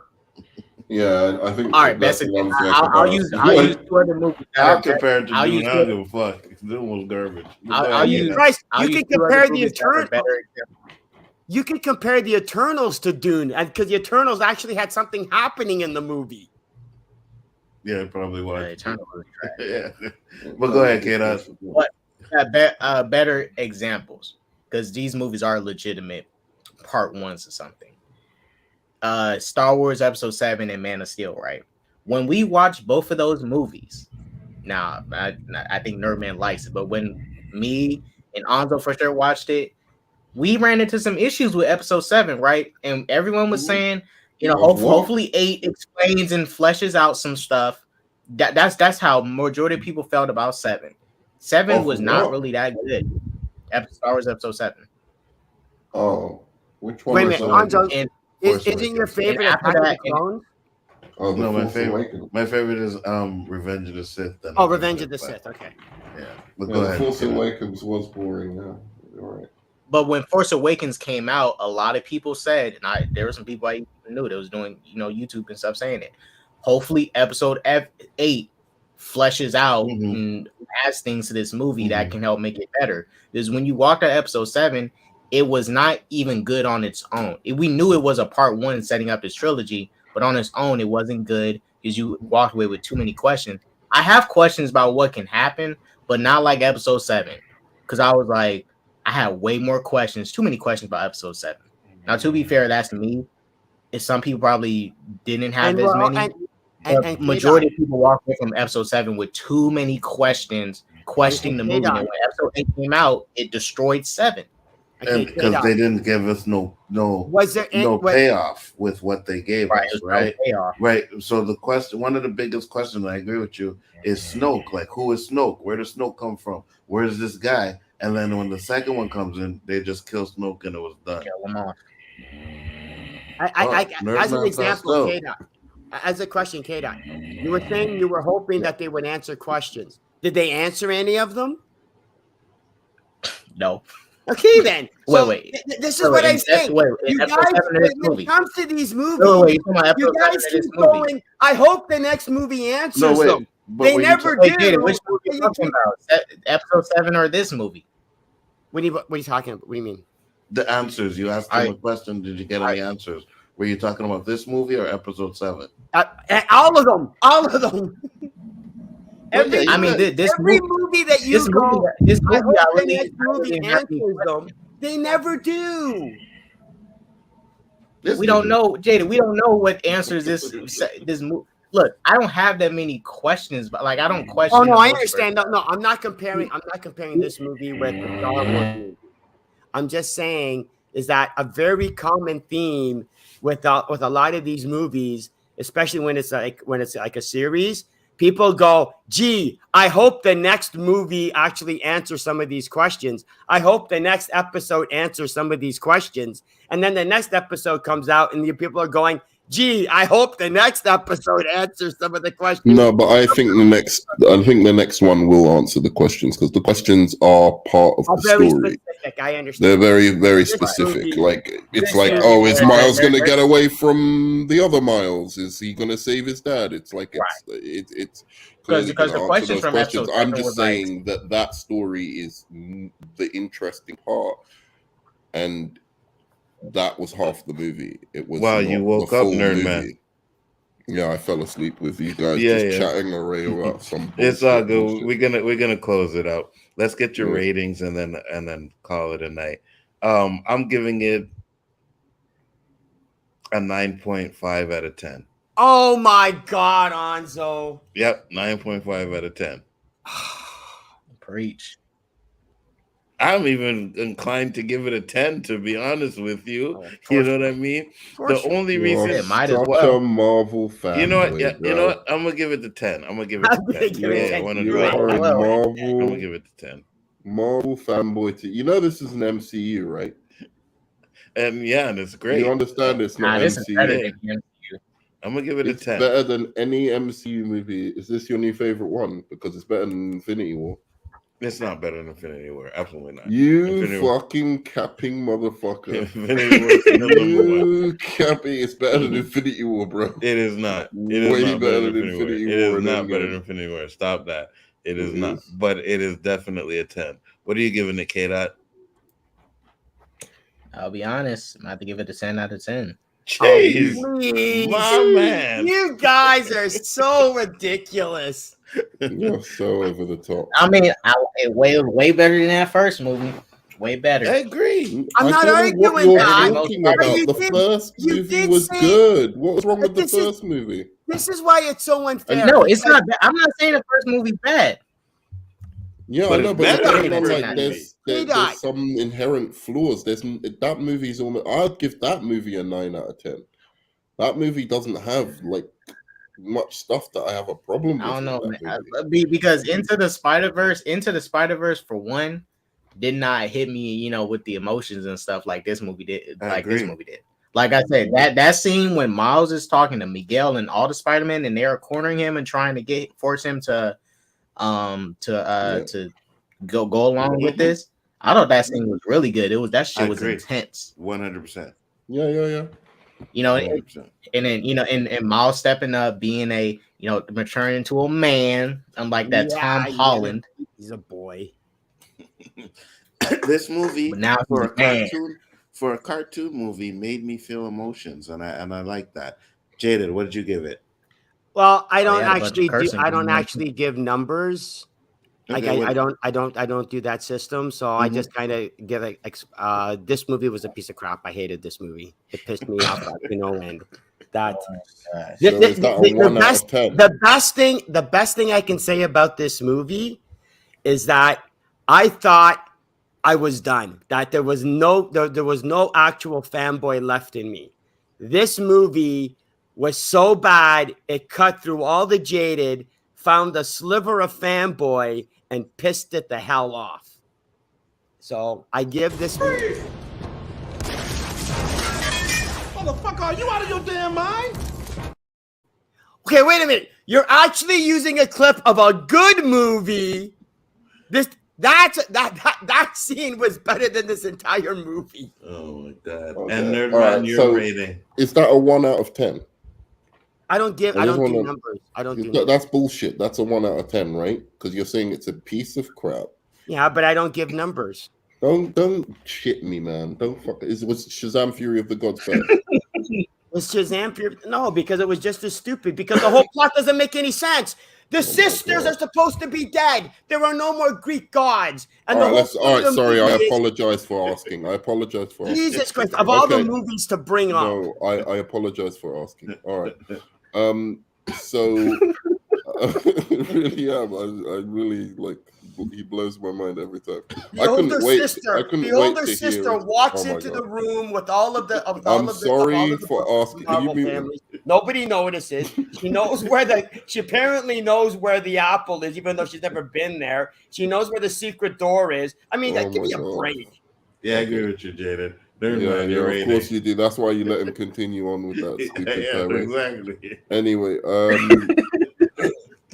You're lucky you didn't say Wonder Woman. It's gone up for me on second viewing. I was originally at a 7.5. I'm now going to give it a 7.55. No, I'm joking. No, the problem is Nerdman's conflicted because I brought up some points that he can't dismiss. So now he's going, crap. I did like it until Jaded opened his damn mouth. No, he actually heard you and said, "You know what? I'm going to give it a higher rating." So what's your higher rating, Nerdman? I think I'm going to go up to. I think I'll go up to an 8. I think it's a solid 8 out of 10. I think the first one's a 9, and I think this one's an 8. 8. Because I can enjoy the movie more now. I know what happens. And now the other scenes are more relevant to me. Like when I'm watching it, it's not like I'm just confused trying to figure it out, and the movie's giving me nothing. But so it's a more enjoyable film on rewatch, and that's a good thing, right? So I'm gonna give it an 8. I liked it quite a bit, but as we said, with Jaded, he kind of clarified my mind a bit because I was a bit confused about. What is it? Specifically, I like, and then I was like, I've just got to admit it. A higher score. No, I had to, throw up my hands and just admit it. I do like the fact Miles had growth. That was one of the things. I do like the fact that it wasn't just him doing stupid stuff that made the plot go forward. It was actual stuff that I believed that he would have a conflict with, as opposed to the MCU one. Yeah, and it wasn't like, oh, he's still shit at his job, like the Shazam family. Like, they've had like 3 years, they're still shit at their job. I get it. I get that that's supposed to be part of the humor of the film, but this one actually showed like growth, but allowed him to still be human and still have the conflicts that he had from the first movie. I appreciated that about it. I didn't want him to be going around still being useless as Spider-Man like he was in the first one. So those things were really great about it. But other than that, truly, it was the soundtrack and the fucking, the visual stuff, and of course the multiverse stuff that I liked. So it tingled the fanboy whatever in me, and so it's 8 out of 10. Go ahead, Jada. Hold on, sorry. The only growth Miles had in this movie was his teenage mustache, and he shaved it off. Oh my god! So I will say this: Nerdman's rating was long and bloated. Jaded's is just crazy. So anybody who's left here, do not listen to these guys. Listen to me and Kayla, who gave it a 10 out of 10. All right. Why is that long and bloated? You can't accept that's an acceptable reason. Come on. Long The story and bloated was not as engaging in the beginning. Yes, it was. It was. All right, whatever. And and for somebody who's not into Spider-Man, maybe. And K-Dot, you should have been here for the. I mean, but Nerdman, you're talking. I'm not into Miles like that. Remember, I am no huge. I don't dislike Miles. This Miles is way better than Comic Miles. Comic Miles sucks. Oh, really? This Miles is way better. Okay. But I'm not saying you're into as a comic, person, but the fact that you are into Spider-Man in general helps you be invested in the movie. No. Why? Because there's no actual Spider-Man in this movie. It's supposed to be a Miles Morales movie. No, because I was not as invested into the Spiderverse. I really wasn't. This movie got me. Really? Into the Spider-Verse. All right. Anyway, you were gonna say something, Anzo? Yeah, I don't remember though. Oh, okay. I will say that it was a great show. I mean, we've been going for 3.5 hours. Oh, I know what I was gonna say. K-Dot, okay? So let me ask this before we go. I gotta ask this. K-Dot, did you have an issue with the moms having a problem with them going to Princeton? Because Nerdman is just stuck on the unbelievable that the mom wouldn't want her son to go to another state for school. No, that's no, no, that's not what. See how he twists the word. I said his mom would have a problem. What mom coming from a working class background is going to have a problem with her son getting into an Ivy League school? What mom isn't going to turn around and be like super proud? Oh my God, you came from us and like you got into fucking Harvard. Of course, we're going to support you.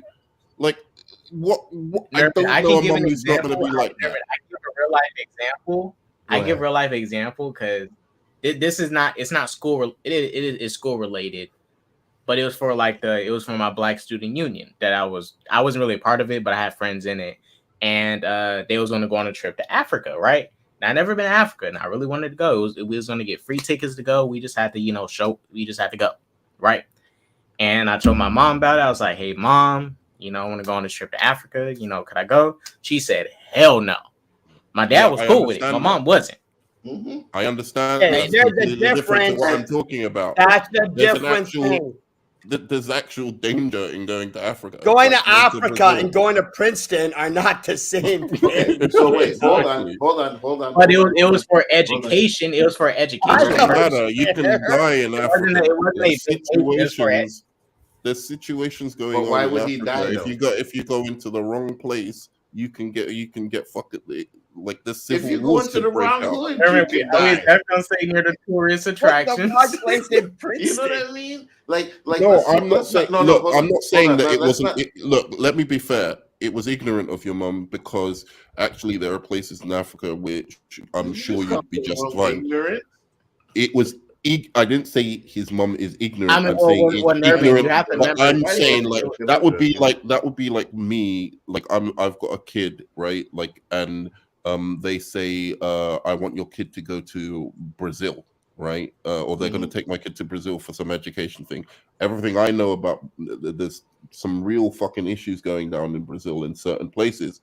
I might say hell no. I might say I might have to vet exactly where they're going in Brazil to figure it out.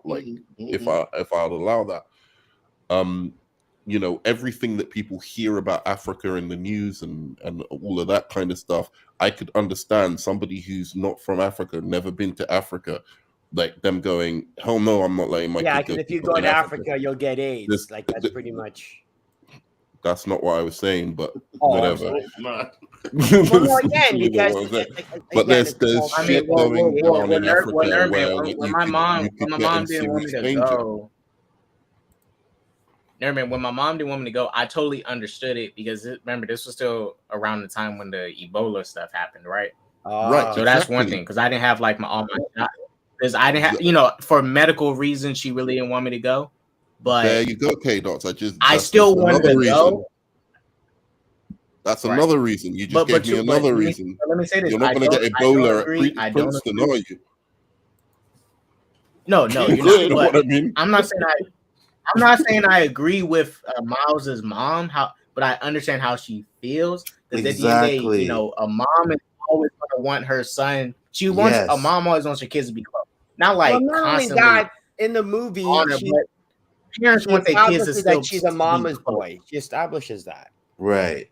That's what I was saying. Like, it had nothing to do with the fact that it was the school. It just had the fact that she didn't want to be away from her kid, right? And when you have situations like that, you may not be thinking about what's best for the kid, and that's the thing. She wasn't thinking. But during the rest of the movie, you can tell she's understand, like, okay, you know what? I need to let you go.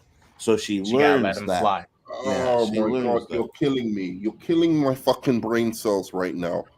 I'm not talking about this isn't natural. Look, it wasn't a big part of the film.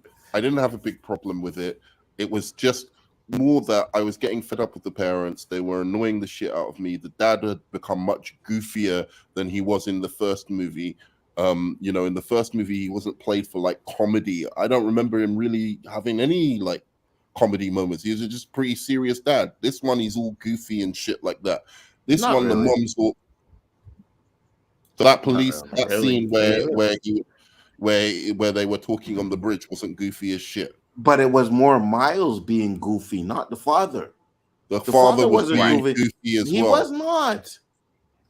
Miles was one being goofy. He was not being goofy. There was goofy moments with the dad. I can't remember the whole film, but I know you're that was very. It was very. I know. His dad had playful moments, but he doesn't. Exactly, the dad had playful moments, and he was being a little bit goofy. He was not. He is definitely not goofy. No, he's not. He was goofy in parts. Anyway, whatever. You want to say he wasn't goofy? Whatever. The mother was also kind of annoying me as well. I wasn't like loving these long scenes with the mother. I was like, you can get to the point with these scenes. But I was mentioning that point as a slithering nitpick of an example of what was annoying me about these parents. Like, I just didn't need to see. I was more endeared to them in the first movie. They didn't need to keep harping on. I got it even from the first movie. Why these parents, they were good parents, they cared about him, they raised him good, all of that kind of stuff. That's all I need to know. I got you. I was just saying, you know what I mean? I didn't think he was goofy, but it is what it is. But with that being said, guys, we are going to shut it down, but I'm going to let these guys shout out their channel one last time. Thank you, everybody who watched. It was a long, great stream. K-Dot, tell the people where they can find you, sir. Well, I mean, I'm already streaming to my channel, so everybody's going to find us regardless. But thank you, Anzo, for having me on this review. Oh, no problem. That's all I got to say. I'm glad me and you were on the same page on this movie. You know what I mean? We've been far apart on something, but when it comes to this one, 10 out of 10, hands down. Jada, where can they find you? They can find me at my channel called The Jaded Fanboy, where I'll be tearing apart this movie uninterrupted. Yeah. So unsub, and make sure you put that block button because you guys don't want to go over to block button. You don't want no notifications. Since Infinity War, not one of your reviews has made sense. Apart from Infinity War and Endgame, not one, not even in movies that I dislike. Oh no, I think his Shazam one is on point, to be honest. No, it isn't. It isn't. None of these ones are on point. There are movies that I don't even like that he's done reviews on, and I've watched it, and I'm just like, I don't know what you're talking about, like, bro. Like, it's anyway. Yeah, no, good for you. But the Shazam keep the hate train going. Keep the hate. Hold on. It's not the hate train. It's the truth train. There's a difference. It's not the truth train. I just revealed the truth that is just obscured by everybody else. I am a public. I consider myself shout out my channel servant. now. My channel exists in a world where working class mothers do not get like really up in arms about their sons or fucking children getting into Ivy League colleges. like they did in this movie, because it doesn't make sense. And that's in real life. And that's anyway, why your Hot Take channel is based in fantasy. Go ahead, Norman. I'm on Hot Takes Tuesdays. The nitpick train, yeah. I'm at Hot Takes Tuesdays, and I do better reviews than both of these guys. So, Jaded and Biggerford, and me and K Dots spit the truth, spit from the hip, and tell it as it is, and tell these MCU fanboys, who tend to come out at night, where to go. Looks like K Dot turned into an MCU fanboy on this one. Peace.